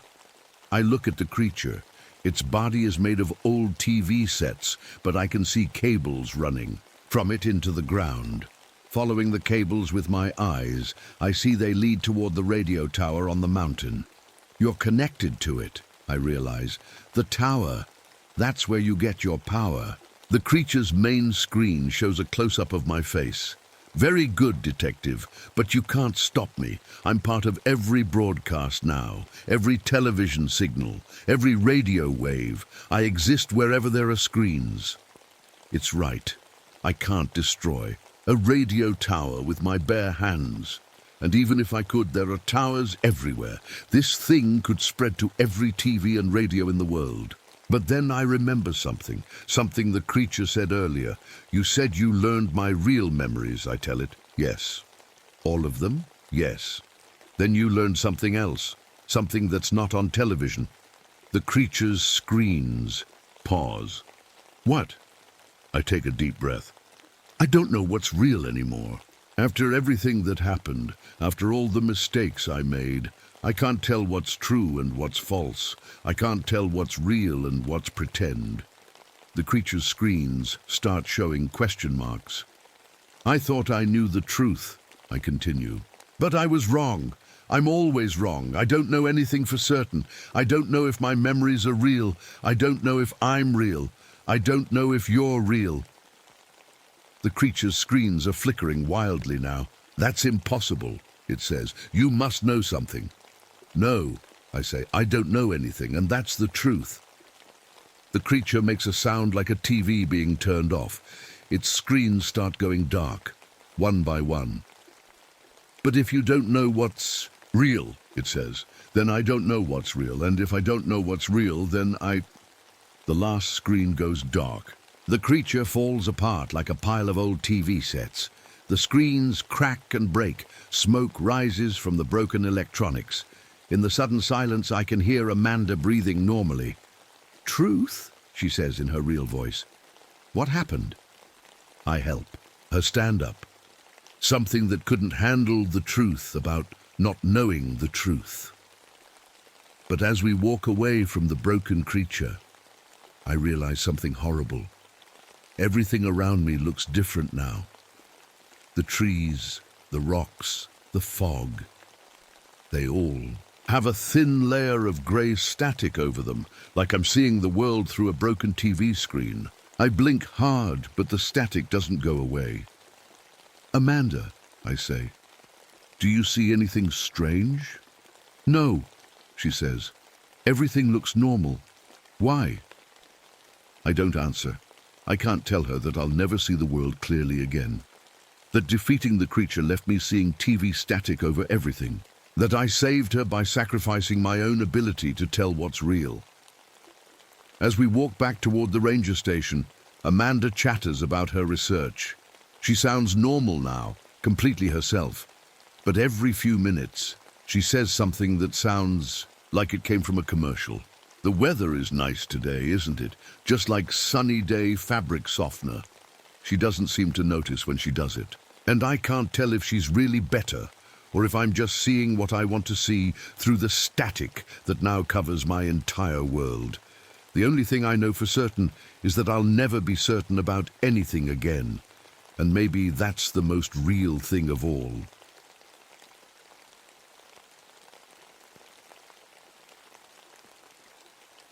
My name is David Reeves, but everyone calls me Deep Six. I got that name back in my coal mining days because I could go deeper underground than anyone else without getting scared. Now I'm 44 years old, and I guide tourists through Mammoth Cave in Kentucky.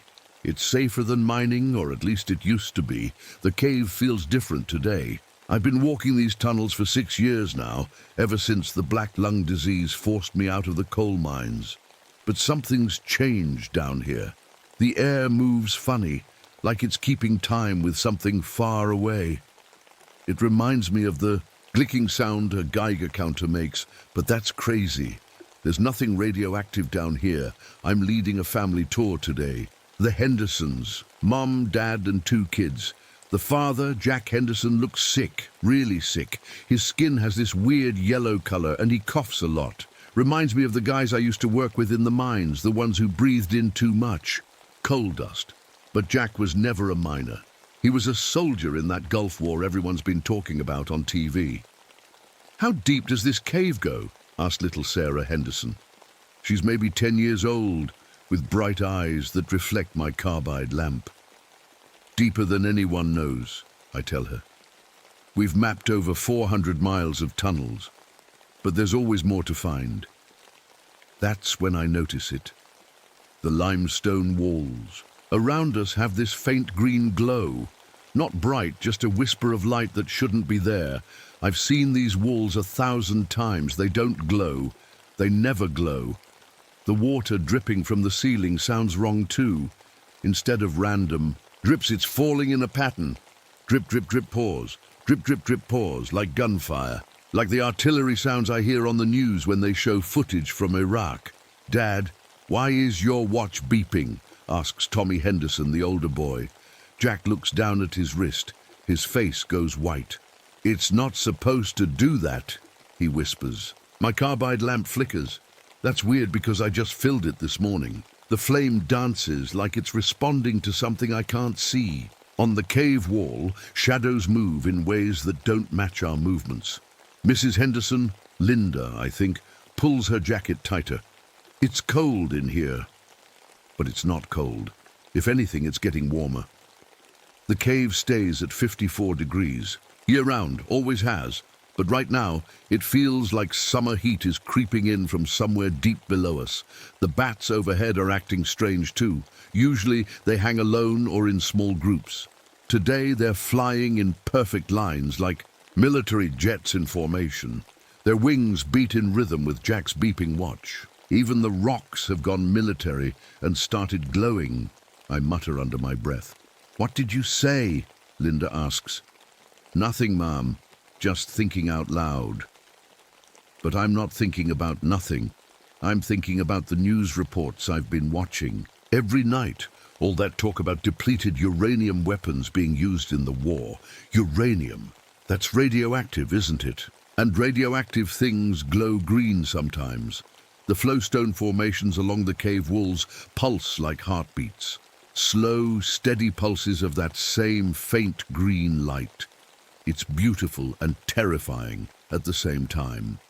Jack coughs again, harder this time. When he pulls his hand away from his mouth, I see something that makes my blood run cold. His spit has a green tint to it. "Mr. Reeves," Sarah says in a small voice, "why does the cave sound like it's humming?" She's right. There's a low humming sound coming from deep in the tunnels ahead of us. It sounds like radio static, like the emergency broadcasts that come on during storms. But we're hundreds of feet underground. There shouldn't be any radio signals down here. I've been in dangerous places before. Coal mines that could collapse at any second. I've made hard choices about who to save when things went wrong. But this feels different. This feels like the cave itself is alive, and it's watching us. The beam from my lamp hits something ahead that shouldn't be there. A passage I've never seen before, carved into the rock with perfect precision. Too perfect, like someone used military equipment to cut through solid limestone. "Is that part of the regular tour?" Jack asks, pointing at the new tunnel. I shake my head. That passage wasn't here yesterday. The humming gets louder, the green glow gets brighter, and Jack Henderson's watch keeps beeping faster and faster, like a countdown to something none of us want to see. I've been guiding cave tours for 6 years, but I've never felt this scared before. The new passage ahead of us looks like someone carved it with a giant knife. The edges are too smooth, too perfect. Nature doesn't work that way.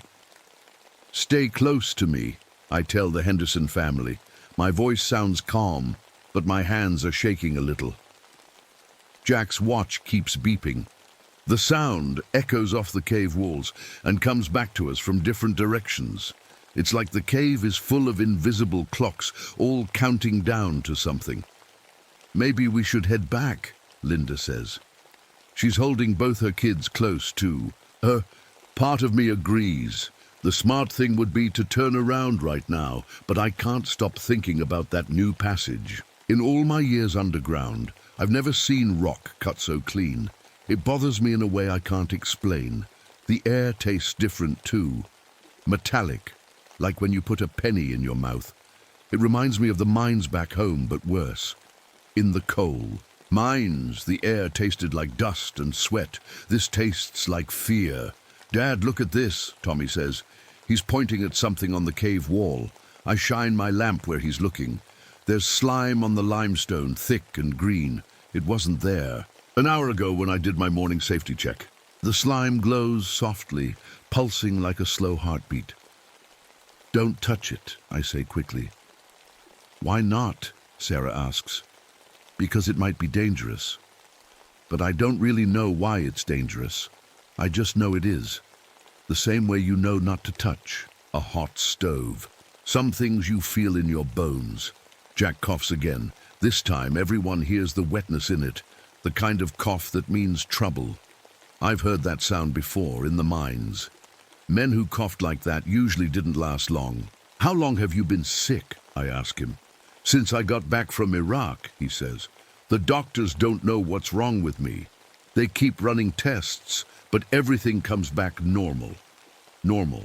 Nothing about this feels normal. The humming sound gets louder as we walk deeper into the cave. It's not coming from one direction anymore. It's coming from everywhere, like the walls themselves are making the noise. Mr. Reeves, Linda says, my kids are starting to look older. I turn my lamp toward Tommy and Sarah. She's right. They both look taller somehow, more grown up than they did when we first went underground. But that's impossible. We've only been down here for 30 minutes. It's just the shadows, I say, but I don't believe it. The cave starts to feel smaller, like the walls are moving closer together. I know that's not possible either, but knowing something and feeling it are two different things. My emergency radio crackles to life. That's strange because we're too deep for radio signals. The voice that comes through is talking about the war, about casualties, and something called depleted uranium. Turn that off, Jack says sharply. I can't. It's not supposed to work down here at all. The radio keeps talking about soldiers getting sick, about mysterious illnesses that doctors can't explain. I look at Jack's yellow skin, at his wet cough, at the way his watch won't stop beeping. We need to go back, I say, but when I turn around, the passage we came through looks different, smaller, like something squeezed it shut while we weren't. Looking, the green slime on the walls is spreading, moving like it's alive. The humming gets louder, and now I can hear something else underneath it. Voices, lots of voices, all talking at once, but too quiet to understand the words. Are there other people down here? Tommy asks. No, I say, it's just us. But the voices keep getting louder. They sound sad, like people crying for help, like the voices I heard in the coal mines when someone got trapped and we couldn't reach them in time. Jack's beeping watch suddenly stops. The silence is worse than the noise. That's not good, he whispers. The cave walls start to crack. Not big cracks, just little ones, like spider webs spreading across the limestone. But they're growing, following patterns that look like maps of something. Military maps, with lines showing where soldiers should go and where they shouldn't. Dad, Sarah says in a very small voice, I don't feel good. None of us feel good, but we can't go back the way we came. The only way is forward into that new passage that shouldn't exist, into whatever is waiting for us in the dark. Jack pulls something out of his backpack that makes my heart skip a beat. It's a Geiger counter, one of those machines that detects radiation, the kind you see in movies about nuclear bombs. Why do you have that? I ask. The doctors gave it to me, he says. They think my sickness might be connected to something radioactive from the war. As soon as he turns it on, the machine starts clicking, slow at first, like raindrops on a roof, then faster, much faster. Click, click, click, click, click. That's not good, Jack says. His face goes even more yellow. The green slime on the walls pulses brighter every time the machine clicks, like it's happy about something, like it's been waiting for us to figure this out. What does it mean when it clicks like that? Linda asks. It means there's radiation here, Jack says. A lot of it. I've been coming down into this cave for 6 years. There was never any radiation before, but now the Geiger counter sounds like a machine gun, clicking so fast the sounds blend together. Tommy and Sarah don't look like kids anymore. They look like teenagers now, maybe even older. Their faces are longer, their voices deeper. It's happening right in front of us, and there's nothing we can do to stop it. Mom, why do I feel so tired? Sarah asks. But her voice sounds like a grown woman's voice. Linda starts crying. What's happening to my babies? I don't have an answer. In the coal mines, I learned to stay calm when bad things happened. But this is different. This is impossible. The new passage ahead of us glows brighter now. Not just green anymore, but other colors too. Blue and yellow and white, all swirling together like paint in water. It's beautiful and horrible at the same time. We have to go through there, I say. No way, Linda says. It's too dangerous. But behind us, the passage we came from is completely blocked now. The walls have moved together like giant hands squeezing shut. We can't go back, even if we wanted to. The old mining equipment scattered. Around the cave is changing too. My grandfather's pick, the one I always carry for good luck, feels hot in my hands. The metal is bending and twisting into new shapes. Shapes that look like weapons. The voices in the walls are getting louder. I can almost understand them now. They're saying words like help and save us and why did you leave us behind? Those words hit me like a punch in the stomach. I've heard them before, in my dreams.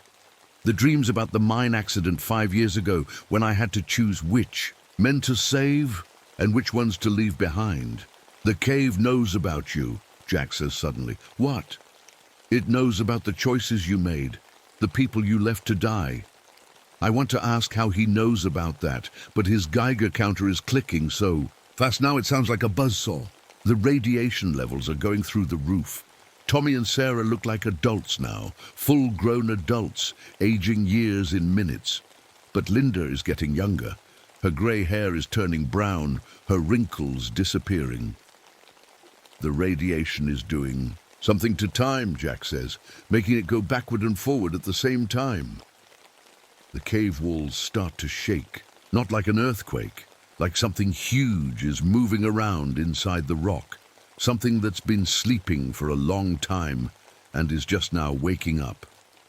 Pieces of my old mining equipment float in the air, twisting into impossible shapes. The metal glows red-hot, then white-hot, then starts to melt and reform into things I don't recognize. We have to keep moving, I say, but I'm scared. More scared than I've ever been, even more than during the mine accident, because this time I don't think any of us are going to make it out. The new passage stretches ahead of us like a throat, waiting to swallow us whole. The radiation is so strong now that the air itself glows, and somewhere in the distance, something vast and hungry is calling our names. Jack's Geiger counter explodes in a shower of sparks. The radiation levels are too high for the machine to handle. Now what? Linda asks. Now we find out what's been waiting for us down here, I say, and we walk into the glowing tunnel, toward whatever nightmare is hiding in the deepest part of Mammoth Cave. The glowing tunnel opens up into a huge underground room. It's bigger than any cave chamber I've ever seen, with walls that stretch up so high my lamp can't reach the ceiling. But that's not what makes me stop breathing. It's what's in the middle of the room. Something is floating there, about 10 feet, off the ground. It looks like a person made of green light, but I can see right through it, like looking at someone through colored water. It's tall and thin, with long arms that seem to reach in all directions at once. What is that thing? Tommy asks. His voice sounds like a grown man now, but I can hear the scared little boy underneath. The thing turns toward us. It doesn't have a face exactly, just a shape where a face should be, but somehow I know it's looking at us, studying us. When it moves, it leaves trails of green light in the air behind it. The trails hang there for a few seconds before fading away, like sparklers on the 4th of July. "It's beautiful," Sarah whispers. She looks like she's in her 20s now, but her eyes are still those of a 10-year-old girl. "No," I say. "It's dangerous. Stay behind me." The thing floats closer. As it does, I start to feel sick. Not regular sick, but sick in my soul. Like every bad thing I've ever done is crawling around inside my chest. Suddenly I'm not in the cave anymore. I'm back in the coal mine 5 years ago. The day everything went wrong. I see the faces of the men I left behind. Jimmy Watson, who had 3 kids. Bobby Cruz, who was getting married next month. Old Pete Sullivan, who was just 2 years from retirement. I saved the younger guys first. The ones with more years left to live. I told myself it was the smart choice, the right choice, but their faces have been haunting my dreams ever since. "You remember," the thing says. Its voice doesn't come from its mouth. It comes from everywhere at once, like the cave walls themselves are talking. "Remember what?" I ask. "The choice you made, who lived, who died, the guilt you carry." Jack starts coughing again. This time, when he pulls his hand away from his mouth, there's blood mixed with the green spit. But the blood glows too, like it's been poisoned by whatever this thing is. "It's feeding on us," Jack says, "on our guilt, on the bad choices we've made." The thing gets closer. I can see that it's not really solid. It's more like smoke or mist, but smoke that can think and move and hate. "I've been waiting," it says, "waiting for someone like you. Someone who knows what it's like to choose who lives and who dies. I don't understand." "You will." The thing reaches out with one of its long, smoky arms. Where it touches the cave wall, the rock turns to dust, just crumbles away like it's 1,000 years old. "The war up above," it says. "The weapons they use, the uranium. It feeds me, makes me stronger. Every bomb they drop, every soldier who dies, every family that's torn apart, it all flows down here into the earth, into me." I think about the news reports I've been watching. All those soldiers coming home sick like Jack. All those families wondering why their loved ones are dying of mysterious illnesses. "You're doing this to them," I say. "I'm doing what I've always done. I feed on guilt, on the weight of impossible. Joyce's, on the souls of those who survived when others didn't." Linda grabs my arm. "My children," she says. "What's happening to my children?" Tommy and Sarah are still aging. They look like they're in their 30s now, maybe older. But Linda keeps getting younger. She looks like she's barely out of her teens. "Time moves differently around me," the thing says. "I exist in all moments at once. Past, present, future. They're all the same to me." "Let them go," I say. "They didn't do anything wrong." "Didn't they?" The thing laughs, but it sounds like wind blowing through a graveyard. "The father dropped bombs on people he never met. The mother married a killer and called him a hero. The children eat food and live in a house paid for with blood money. That's not fair." "Fair?" The thing grows bigger, more solid. "Was it fair when you chose to save the young miners and let the old ones die? Was it fair when their families asked you why you didn't? Try harder to save everyone?" I can't answer that, because it wasn't fair. Nothing about that day was fair. The thing floats even closer. I can feel its coldness now, like standing in front of an open freezer, but it's not just cold air. It's cold that goes all the way down, to your bones. "I can make it stop," it says. "The guilt, the dreams, the faces of the men you left behind. I can take all of that away. What do you want?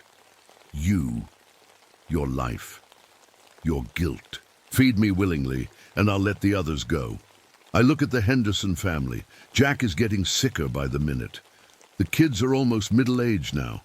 Linda looks like she's barely old enough to drive. "Don't do it," Jack says. "It's lying. Creatures like this always lie." But maybe he's wrong.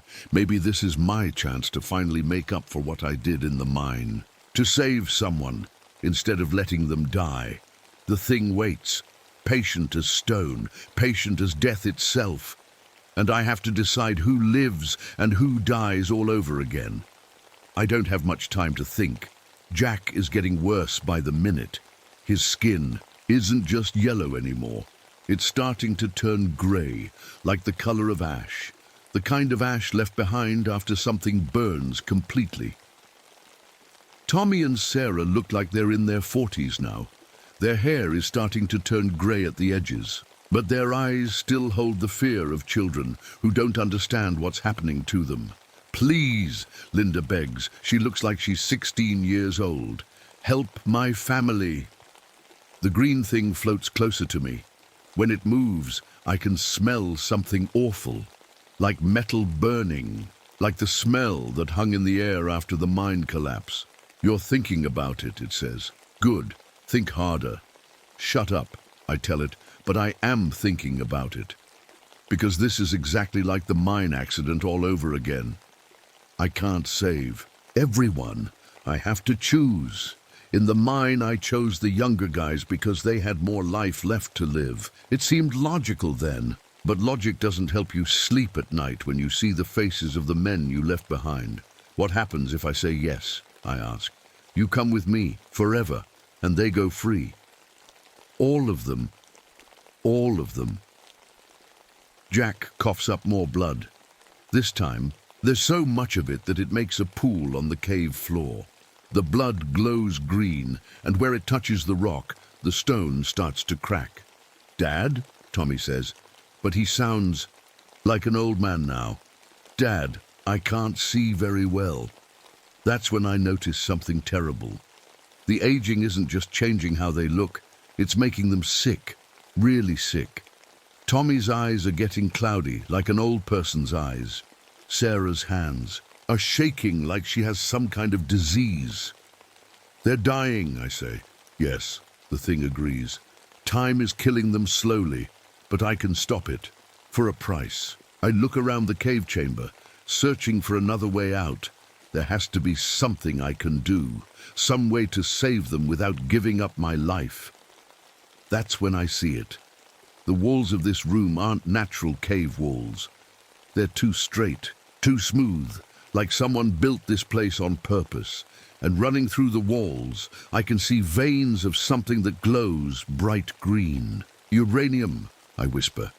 Yes, the thing says. This place was built around the largest uranium deposit in Kentucky. I've been feeding on it for decades, growing stronger. I think about my years in the coal mines, how we used to bring down whole sections of mine by knowing exactly where to place the explosives, how the rock would crack and fall in just the right way, if you understood how it all fit together. You're not as powerful as you pretend to be, I say. You need the uranium to stay strong. The thing's shape flickers for just a second, like a light bulb that's about to burn out. You're right, Jack says. His voice is weak, but I can hear the excitement in it. It can't exist without the radiation. That's why it stays down here. Clever, the thing says, but not clever enough. Even if you could destroy the uranium veins, you'd bring the whole cave down on top of us. You'd kill everyone you're trying to save. It's right. If I use my mining knowledge to collapse the uranium deposits, the whole chamber will come down. We'll all be crushed. But maybe that's okay. Maybe that's better than letting this thing loose in the world.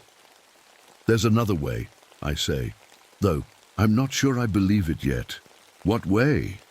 I pull out my grandfather's mining pick. The metal is still hot from all the radiation, but I can hold it.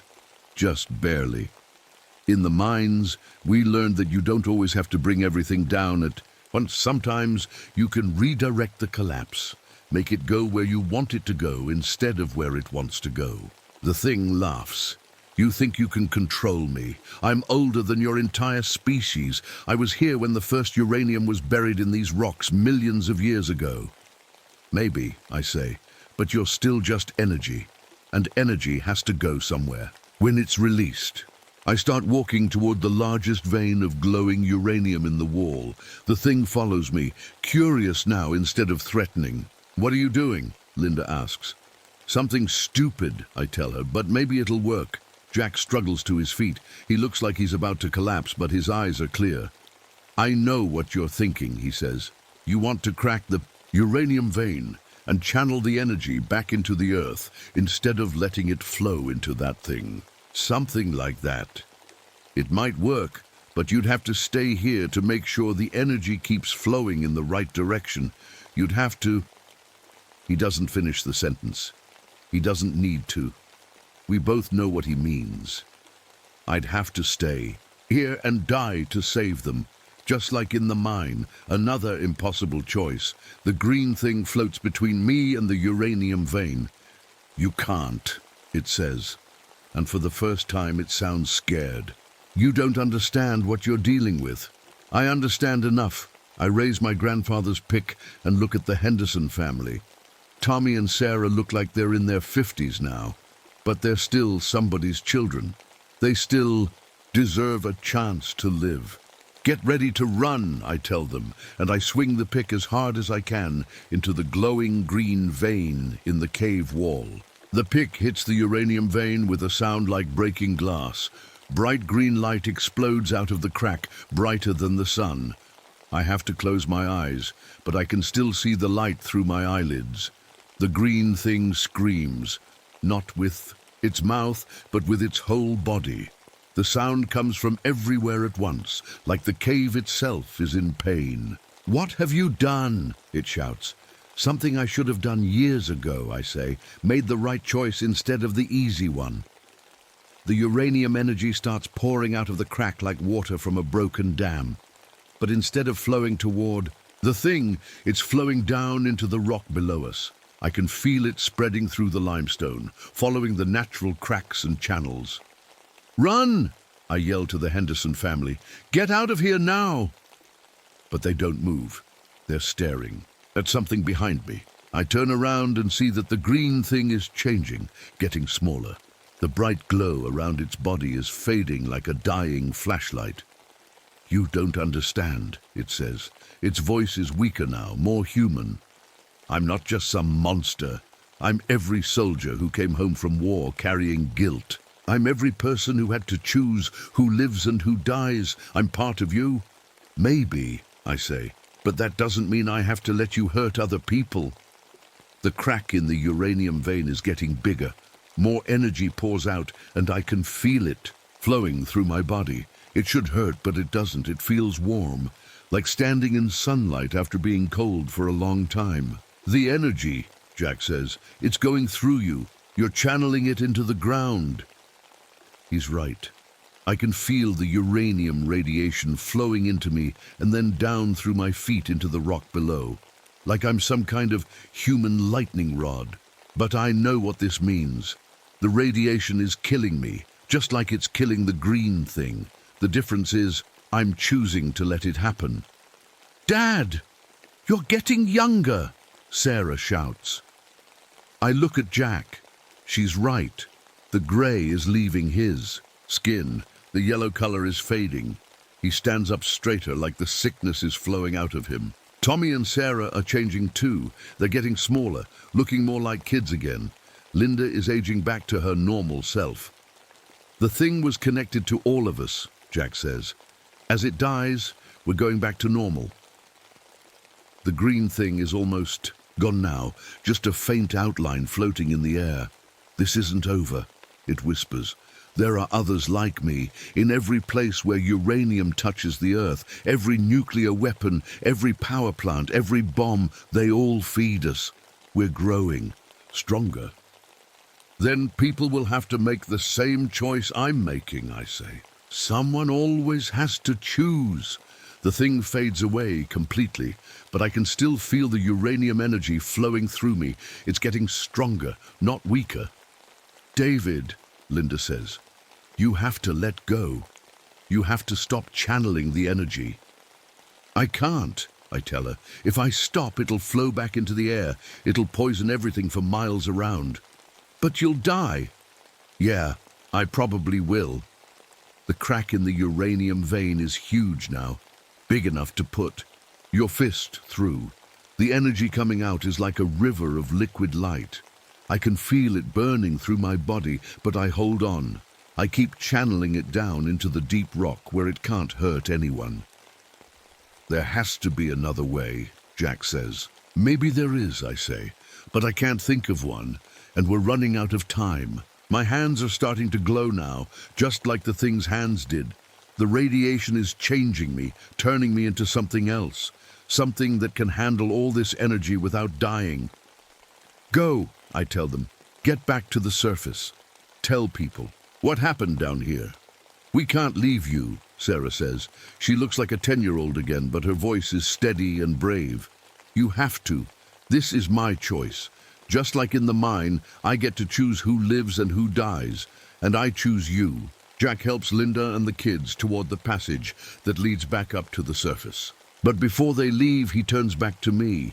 What about the other things, he asks, the other creatures like this one? I don't know, I say, but maybe if enough people know the truth, we can find them before they get too strong. Will you be okay down here? I look at my hands. They're completely green now, glowing like the uranium vein. I can feel myself changing, becoming something new, something that can hold all this energy and keep it safe underground. I'll be fine, I lie. Now go. They disappear into the passage. I'm alone with the flowing uranium energy and the deep, quiet darkness of the cave. But for the first time in 5 years, I don't feel guilty anymore. I made the right choice. Finally. 3 hours later, the Henderson family stumbles out of Mammoth Cave into the bright Kentucky sunlight. They're dirty and scared, but they're alive, and they're the right ages again. Jack feels better than he has in months. The mysterious sickness that plagued him since the Gulf War is completely gone. His skin has its normal color back. He can breathe without coughing, but he can't stop thinking about the man they left behind. We have to tell someone, Linda says as they drive away from the cave entrance. Tell them what? Jack asks. That there was a radioactive monster living underground. That a cave guide sacrificed himself to save us. Who's going to believe that? Someone has to believe it. But Jack knows she's wrong.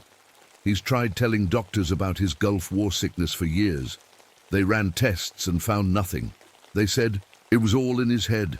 This will be the same thing, only worse. 2 weeks later, Jack gets a phone call from a scientist at the University of Kentucky. The man's name is Dr. Patterson, and he studies radiation. Mr. Henderson, Dr. Patterson says, I heard you were asking questions about uranium deposits in Mammoth Cave. Maybe, Jack says carefully. I've been monitoring radiation levels in caves across Kentucky for the past 5 years. Last month, something very strange happened. The readings from Mammoth Cave spiked for about an hour, then went completely dead. What does that mean? It means someone or something absorbed an enormous amount of radioactive energy and then contained it. The kind of energy that should have killed everything within a 50-mile radius. Jack doesn't say anything for a long moment. Dr. Patterson, he finally asks, have you heard of anything like this happening in other places? That's why I'm calling you. 3 days ago, we detected similar energy spikes near nuclear facilities in Nevada and New Mexico. Something is happening to uranium deposits all over the country. What kind of something? I don't know. But whatever it is, it's spreading. Jack hangs up the phone and tells Linda what the scientist said. She goes pale. Do you think there are more of those things? She asks. David said there were. He said every nuclear weapon and power plant feeds them. That night, Jack can't sleep. He keeps thinking about David Reeves, alone in that cave, holding back all that dangerous energy. He wonders if the man is still alive down there, or if he's become something else entirely. He also wonders how many other David Reeveses the world is going to need. The next morning, there's a news report on television. A group of soldiers in Russia got mysteriously sick near an old nuclear testing site. Their symptoms sound exactly like Jack's Gulf War illness. 2 days after that, it's a story about miners in Australia finding a new cave system near a uranium mine. The miners reported strange green lights and voices calling for help. Then it's a report from Japan about radiation readings near Hiroshima that don't make sense to scientists. Jack starts keeping a notebook. Every time he hears a story that sounds familiar, mysterious illnesses, strange caves, unexplained radiation, he writes it down. The notebook fills up fast. 6 months later, Dr. Patterson calls again.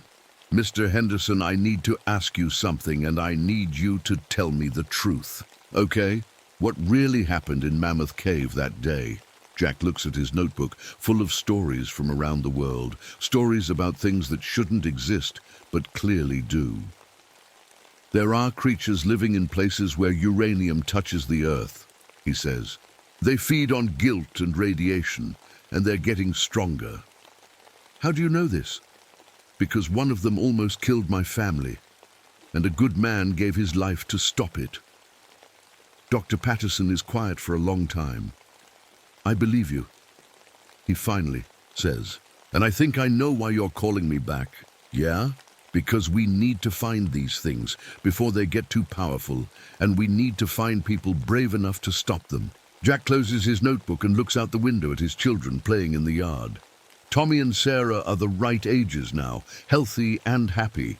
But somewhere in the world, other families are facing the same horror his family faced. "Dr. Patterson," he says, "I think I know where we can start looking." Deep underground in Mammoth Cave, something that used to be David Reeves stands guard over a pool of contained uranium energy. He doesn't look human anymore, but he's still thinking human. Thoughts.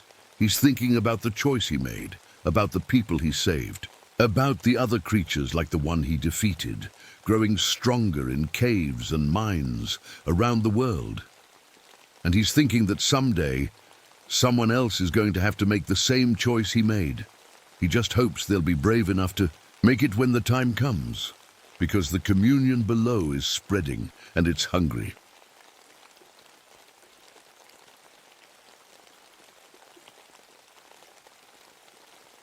My name is Robert Sullivan, but everyone calls me Buck. I'm 52 years old, and I've been working as a park ranger here in the Boundary Waters for 3 years now. Before that, I spent most of my life cutting down trees for the logging company. Funny how life works. First I chopped down the forest, now I protect what's left of it. It was October 1984, and I was paddling my old canoe across Mirror Lake like I did every morning. The lake got its name because it used to reflect the sky so perfectly. You couldn't tell where the water ended and the heavens began. But that morning, something was different. The water looked like a computer screen, you know, those green glowing ones they have at the ranger station. It wasn't natural. I dipped my paddle in the water and brought it close to my nose. It smelled wrong, sharp and bitter, like the chemicals we used to clean the saws back at the mill. The lake water tasted sour when a drop hit my lips. It made my tongue feel raw, like I'd been sucking on a battery. The loons were calling across the water, but their songs sounded sad and desperate, like they were crying for help. I'd been hearing them my whole life, and they never sounded like that before. Something was hurting them. As I paddled closer to the old beaver lodge near the shore, I watched it collapse right in front of me. Just fell apart like a house of cards. The wood looked rotten and soft, but this lodge was built just last spring. I'd watched those beavers work on it all summer. Now it was dissolving into the water like sugar in coffee. I pulled out my metal coffee mug to take a drink from my thermos, but I noticed something strange. Where lake water had splashed on the mug earlier, the metal was getting eaten away. Little holes were forming, like tiny mouths taking bites out of it. I'd never seen anything like it. The mist was rising from the lake in weird patterns. Instead of rolling around naturally like mist should, it was forming straight lines and perfect squares. It looked like one of those charts the government people showed us when they explained why they were shutting down the mill. All boxes and arrows, cold and lifeless. That's when I saw the eagle fall. This beautiful bald eagle was flying over the lake when suddenly it just dropped out of the sky like a stone. It hit the water hard and went under. I waited for it to come back up, but it never did. Eagles are strong swimmers. They don't just drown. But this one sank like it was made of metal. I paddled over to where it went down, but I couldn't see anything. The water was getting cloudier and more green. It was like the lake was getting sick, turning into poison. Even nature's going corporate and dying on schedule, I muttered to myself. That's what everything felt like these days. The government, the companies, even the wilderness. Everything was becoming cold and businesslike. Everything was dying by the numbers. I noticed something else that made my skin crawl. Along the shoreline were these old wooden markers that the Ojibwe people had put up generations ago. They marked the best fishing spots and sacred places, but now they were dissolving into the acidic water like everything else. As they fell apart, I swear I could feel something in the air change, like invisible doors were opening that should have stayed closed. The air itself felt wrong, thin and sharp, like breathing inside a factory. My lungs burned with each breath. This wasn't the clean wilderness air I'd known my whole life. This was poisoned air, dead air. I'd been coming to Mirror Lake since I was a boy with my grandfather. He taught me to fish here, to read the weather in the water, to listen to what the forest was telling me. But now the forest was screaming, and I didn't like what it was saying. The water beneath my canoe glowed faintly green in the morning light. It wasn't the healthy green of algae or plants. This was the sick green of chemicals, of things that shouldn't exist in nature. Things that came from factories and smokestacks hundreds of miles away, carried here by the wind and rain. As I paddled back toward shore, I couldn't shake the feeling that I was being watched. Not by animals. I knew how that felt. This was different. It felt like being watched by something that understood money and power and deals made in boardrooms. Far from here. Something that saw the wilderness as nothing more than numbers on a balance sheet. Something that was getting stronger as the lake got sicker. I beached my canoe on the rocky shore and sat down on an old log. Rex, my Saint Bernard, came trotting over with his tail wagging. He's a big, gentle dog with brown and white fur and the kindest eyes you've ever seen. Rex has been my only real friend since everything went wrong. The truth is, I used to work at the logging mill about 30 miles from here. For 25 years, I cut down trees and turned them into lumber. It was good work, honest work. At least that's what I told myself every morning when I fired up my chainsaw. But then the protesters came. Young people with signs and angry voices shouting about saving the forest. They chained themselves to trees and blocked our trucks. They said we were destroying the future, killing the earth. I thought they were just troublemakers who didn't understand that people needed jobs. One of those protesters was my own son, Danny. Danny was 16 when he started skipping school to join the environmental groups. He'd come home with mud on his clothes and passion in his voice, talking about acid rain and dying lakes. We'd fight about it every night at dinner. "Dad, you don't get it," he'd say, his voice getting higher and more frustrated. "You're cutting down trees that took 100 years to grow. For what? So some company can make money this year? For our family?" I'd shoot back. "For food on the table and clothes on your back. These tree huggers don't pay our bills, son." But Danny wouldn't listen. He kept going to those meetings, kept talking about the future like it was some kind of religion. I thought he was just being a teenager, rebelling against his old man. I didn't understand that he was trying to save something beautiful. The mill closed down in 1981. The company said it was because of new environmental laws and all the protests. They laid off everyone, including me. That's when I lost 3 fingers on my right hand. It happened on my last day. I was angry, not paying attention like I should have been. The chainsaw kicked back and took my pinky, ring finger, and half my middle finger before I could let go. The doctors at the hospital said I was lucky it wasn't worse. Danny blamed himself for my accident. He thought if he hadn't joined the protesters, maybe the mill wouldn't have closed. Maybe I wouldn't have been so angry and careless that day, but I was the one who should have been more careful. I was the one who let my anger make me stupid. After I healed up, I couldn't find work anywhere. No one wanted to hire a logger with a mangled hand. That's when the Park Service offered me this job. Who better to protect the forest, they said, than someone who knows it so well? The irony wasn't lost on me. First I cut down the trees. Now I was paid to keep them safe. Danny. And I made up after I became a ranger. He was proud of me, finally. "See, Dad," he said one evening as we sat by Mirror Lake, "you can help nature instead of hurting it." That was 2 years ago. Danny was 18 then, getting ready for college. He wanted to study environmental science. He had big dreams about cleaning up the lakes and bringing back the fish, but Danny never made it to college. Last summer, we came out here for one final camping trip before he left for school. We were sitting by this same lake, talking about his future. The conversation got heated again, not angry this time, just passionate. Danny was explaining how the acid rain was changing the water chemistry, making it too sour for fish to survive. "It's like the whole lake is slowly dying, Dad," he said, pointing at the water, "and most people don't even notice." I was getting tired and told him we'd talk more in the morning. But that night, Danny couldn't sleep. He was worried about something, kept looking out at the water like he was expecting to see something.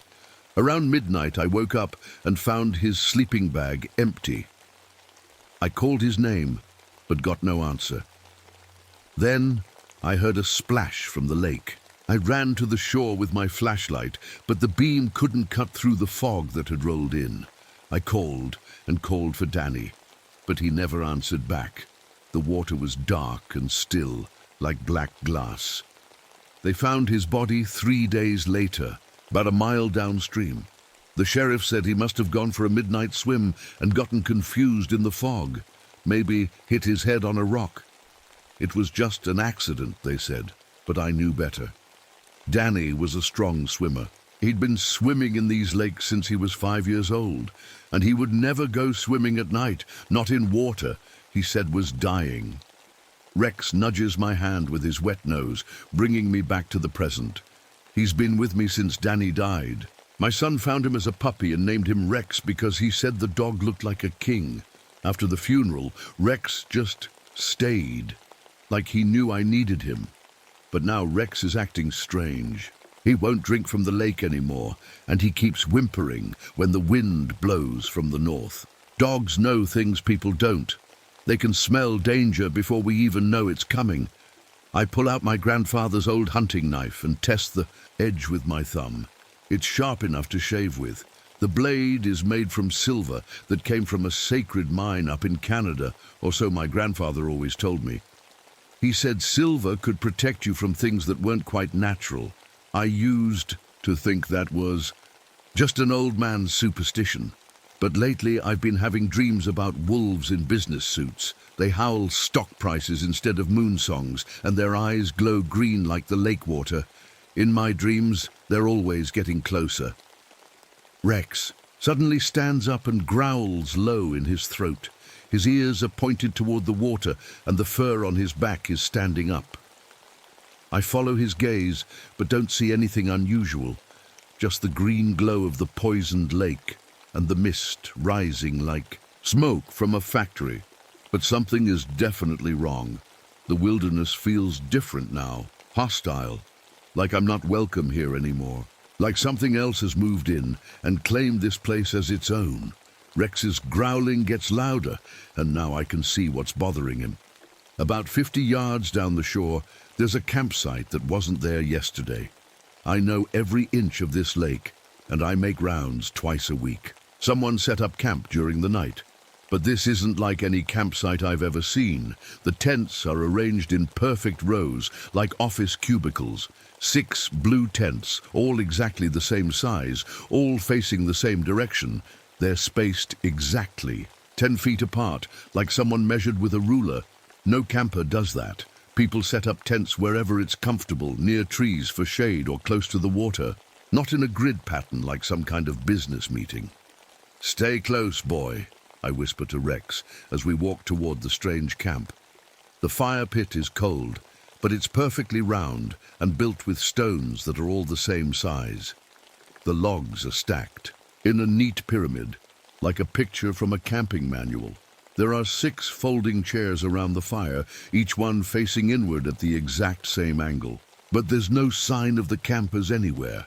I call out, "Hello, anyone here?"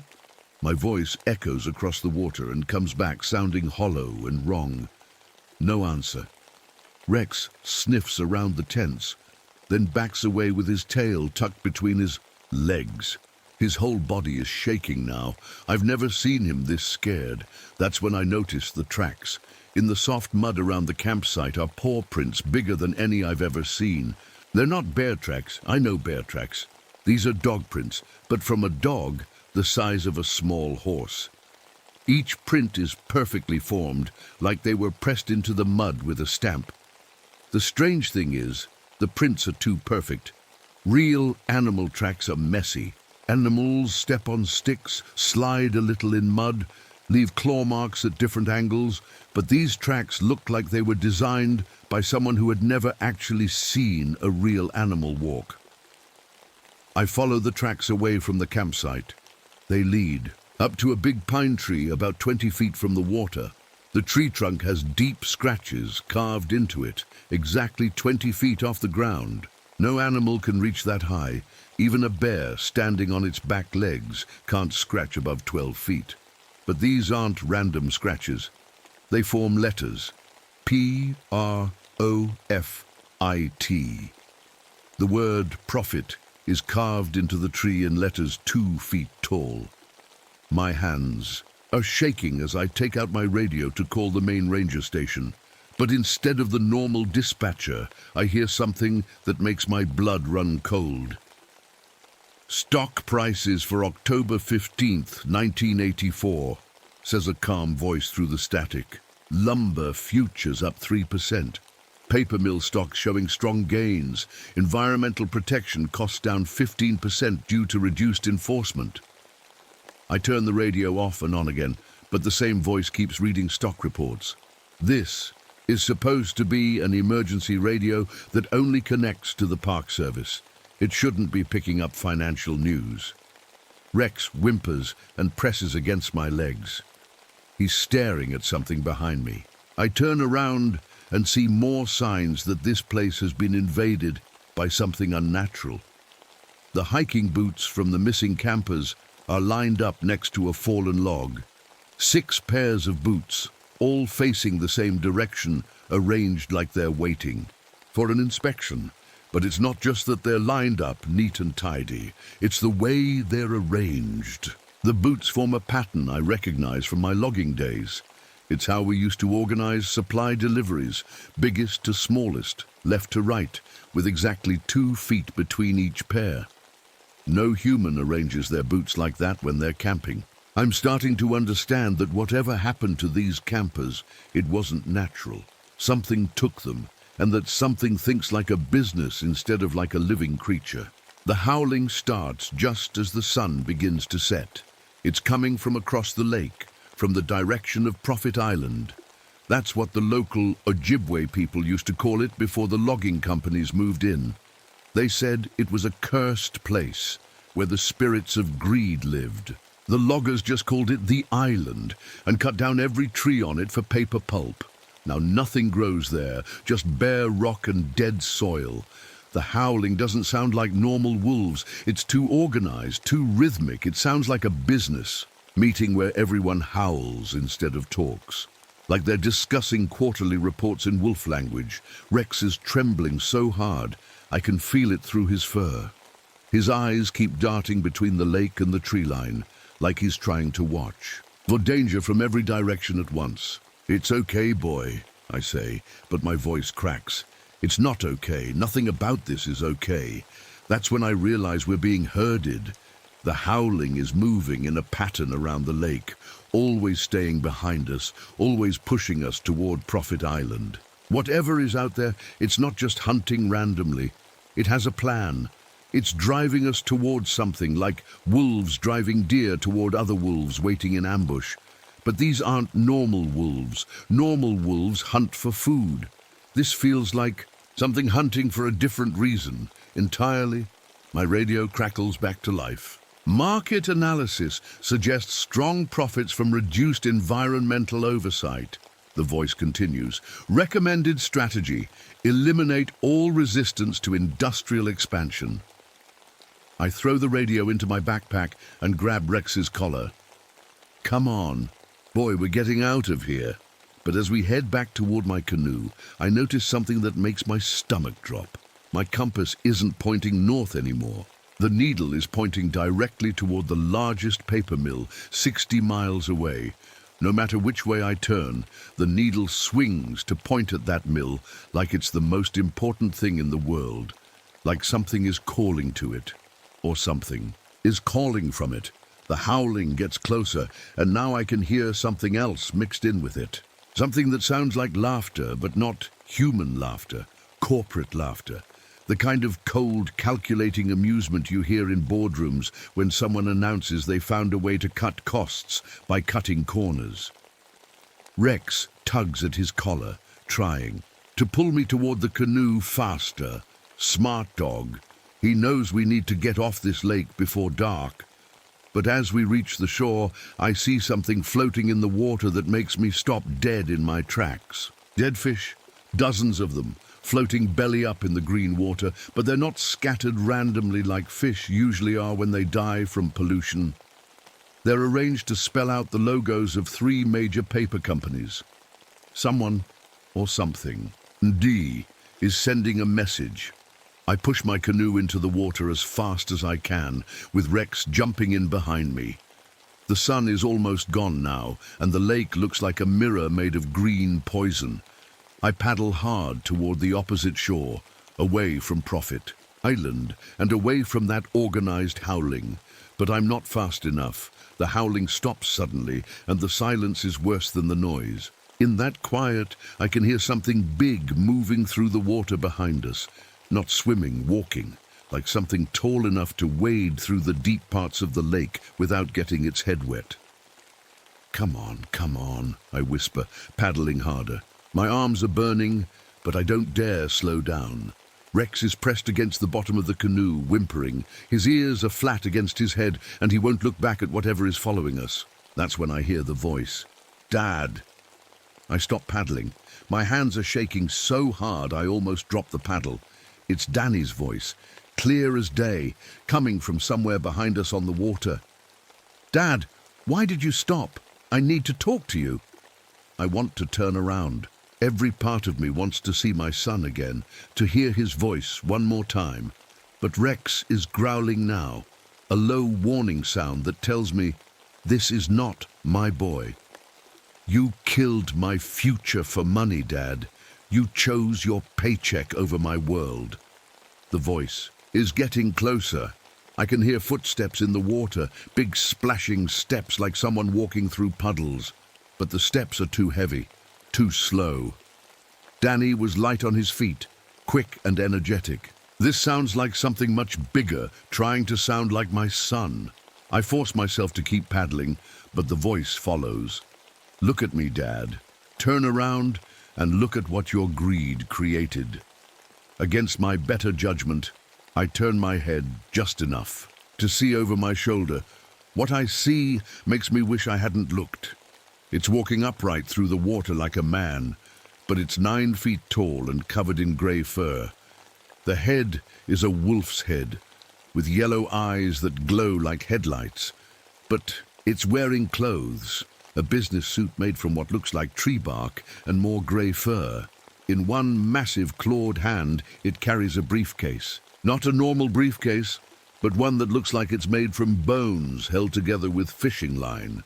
And it's still talking in Danny's voice. You see, Dad? This is what happens when people choose profits over the planet. The poison makes monsters. Behind the creature, I can see its pack. 20 wolves, all walking upright like people, all wearing little ties made from fishing line and bird feathers around. Their necks, Their eyes don't reflect the moonlight like normal wolf eyes. Instead, they show numbers and symbols, like the stock reports on my broken radio. The big one, the leader, takes another step closer to my canoe. Water drips from its suit, and I can see that the briefcase is moving slightly, like something inside is trying to get out. "My name is Corporate Efficiency," it says, still using Danny's voice. "I used to be human, just like you. I was a CEO who loved money more than anything else. I loved it so much that when the poison killed my body, my greed kept me alive." Rex is shaking so hard the whole canoe is vibrating. He keeps looking at the pack leader, then looking at me, like he's trying to tell me something important. "Your dog understands," the creature says. "Animals always understand before humans do. He knows he has a choice to make." I look down at Rex, and my heart breaks. His eyes are starting to glow with the same green light as the lake water. The poison is getting to him too, just like it got to everything else. "Rex, no," I whisper. "Stay with me, boy." But Rex's eyes are getting brighter. He's fighting it, I can tell. His whole body is tense, like he's trying to resist something pulling at his mind. The pack leader laughs, and it's the worst sound I've ever heard. Like the sound of a cash register mixed with a wolf's howl. "Everything touched by industrial poison belongs to me now," it says. "The fish, the birds, the trees, the water, and your dog. Soon, you too will join my pack." It opens the bone briefcase, and papers fly out like bats. But these aren't normal papers. They're contracts written in something dark red that looks like blood. The papers flutter around my canoe, and I can see what's written on them. Environmental crimes. Every bad thing that happened to this lake written down like a business deal. The acid rain, the chemical spills, the dead fish. All of it planned, out like a corporate strategy. "Sign 1, the creature says. "Join us willingly, and I'll let you see your son again. Refuse, and watch your dog become one of my hunting pack." Rex whimpers and looks at me, with eyes that are now glowing bright green. But in that green glow, I can still see my good dog trying to fight back. "I've seen what you do to the things you control," I say, gripping my grandfather's silver knife. "You turn them into monsters like you." The pack leader steps closer. Water pours off its wetsuit, and I can smell something awful, like a mixture of wet dog and industrial chemicals. "Monsters," it laughs. "I prefer the term efficient workers. My pack never questions orders. They never worry about environmental consequences. They just do what needs to be done to maximize profits." Behind it, the 20 wolves in ties start howling again, but now I can understand what they're saying. It's not howling, they're chanting quarterly earnings reports. "Choose, Robert Sullivan," the creature says. "Sign my contract and become part of the most successful pack in the wilderness, or watch everything you love die from the poison your kind created." Rex looks at me one more time. His eyes are almost completely green now, but he's still my dog. He's still trying to protect me, even as the chemical poison fights to take control of his mind. I have to make a choice. But first, I need to remember something my grandfather taught me about silver and the old ways. Something about how greed can be killed, but only if you're willing to pay the price yourself. I pull out my grandfather's silver knife and start carving symbols into my wooden paddle. The same protection marks I'd seen on those old Ojibwe fishing posts before the acid water dissolved them. My grandfather taught me these symbols when I was Danny's age, though I never thought I'd need them. The pack leader sees what I'm doing and snarls. For the first time, it doesn't sound like Danny anymore. It sounds like an angry animal mixed with the screech of factory machinery. "Old superstitions won't save you," it growls. "Silver and native magic are no match for corporate power." But as I carve the symbols deeper into the wood, they start to glow with a soft white light. The chemical green glow of the lake water gets a little dimmer around my canoe. Rex blinks, and for a moment his eyes are brown again instead of green. "That's it, boy," I whisper. "Fight it. You're stronger than their poison." The pack leader. Wades closer, and now I can see it clearly. This thing used to be human. Under the grey fur and wolf features, I can still see the shape of a man in an expensive suit. But the suit is rotting, held together by mud and dead fish. I was the CEO of the biggest paper company in the Midwest, it says, its voice shifting. Between Danny's and something much older and meaner, I turned 1,000 square miles of forest into money. I poisoned 50 lakes to increase our quarterly profits, and when the chemicals finally killed my body, my greed was so strong it wouldn't let me die. The 20 wolves behind it start moving through the water in perfect formation, like soldiers marching in a parade. Each one carries something in its mouth, pieces of camping gear from the missing campers. Your son tried to stop me, you know, the pack leader continues. That night he died, he came out here because he sensed what was happening to the lake. He was going to take water samples back to the authorities. My heart stops. You killed Danny.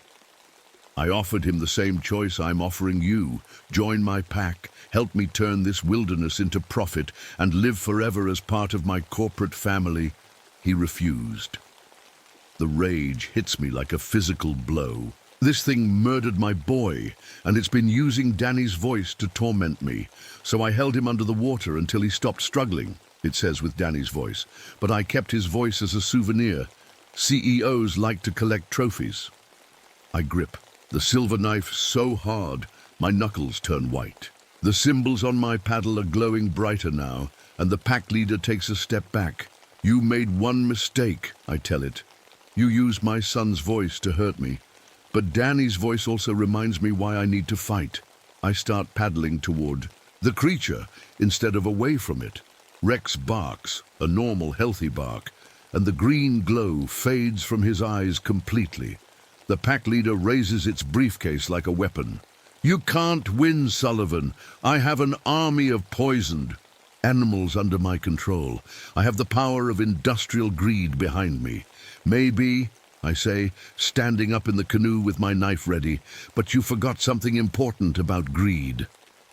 The creature lunges at me, claws extended, mouth open to show teeth like broken glass. Greed always destroys itself. I drive my grandfather's silver knife straight into the thing's chest, right where a human heart would be.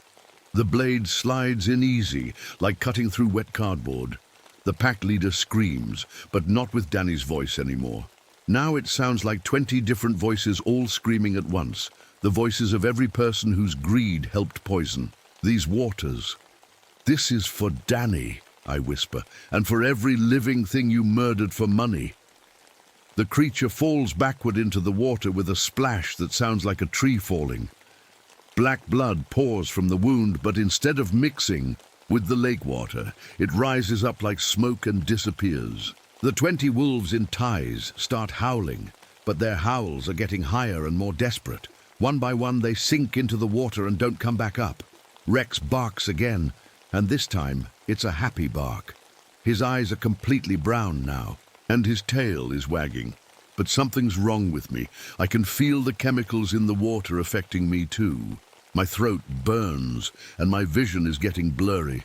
I've been breathing the poisoned air and touching the toxic water for too long. Rex, I whisper, sitting back down in the canoe. I don't think I'm going to make it back to shore.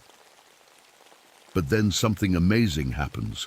As the pack leader's body dissolves in the water, the green glow starts to fade. The lake water begins to clear, like someone pulled a plug and let all the poison drain out. Fish that I thought were dead start swimming again. The chemical smell in the air gets weaker. Rex licks my face, and I realize I can breathe easier. The burning in my throat is going away. Good boy, I say, scratching behind his ears. We did it. Doomed, but the strangest thing happens when I try to thank Rex for staying loyal to me instead of joining the pack leader. When I open my mouth to speak, what comes out is a howl. Not a scary howl like the corporate wolves. A real wolf howl, wild and free and full of life. Rex tilts his head and looks at me curiously. I try to say his name, but again, all that comes out is howling. But somehow, I know Rex understands me perfectly, and I can understand him when he barks back. The pack leader's death changed me. I can still think like a human, but I can also talk to every animal in the forest that was hurt by the industrial poison. They need someone to speak for them, someone to tell their story to the people who make the laws. 3 months later, I testified before Congress about what happened to Mirror Lake. When I tried to speak, wolf howls came out instead of words.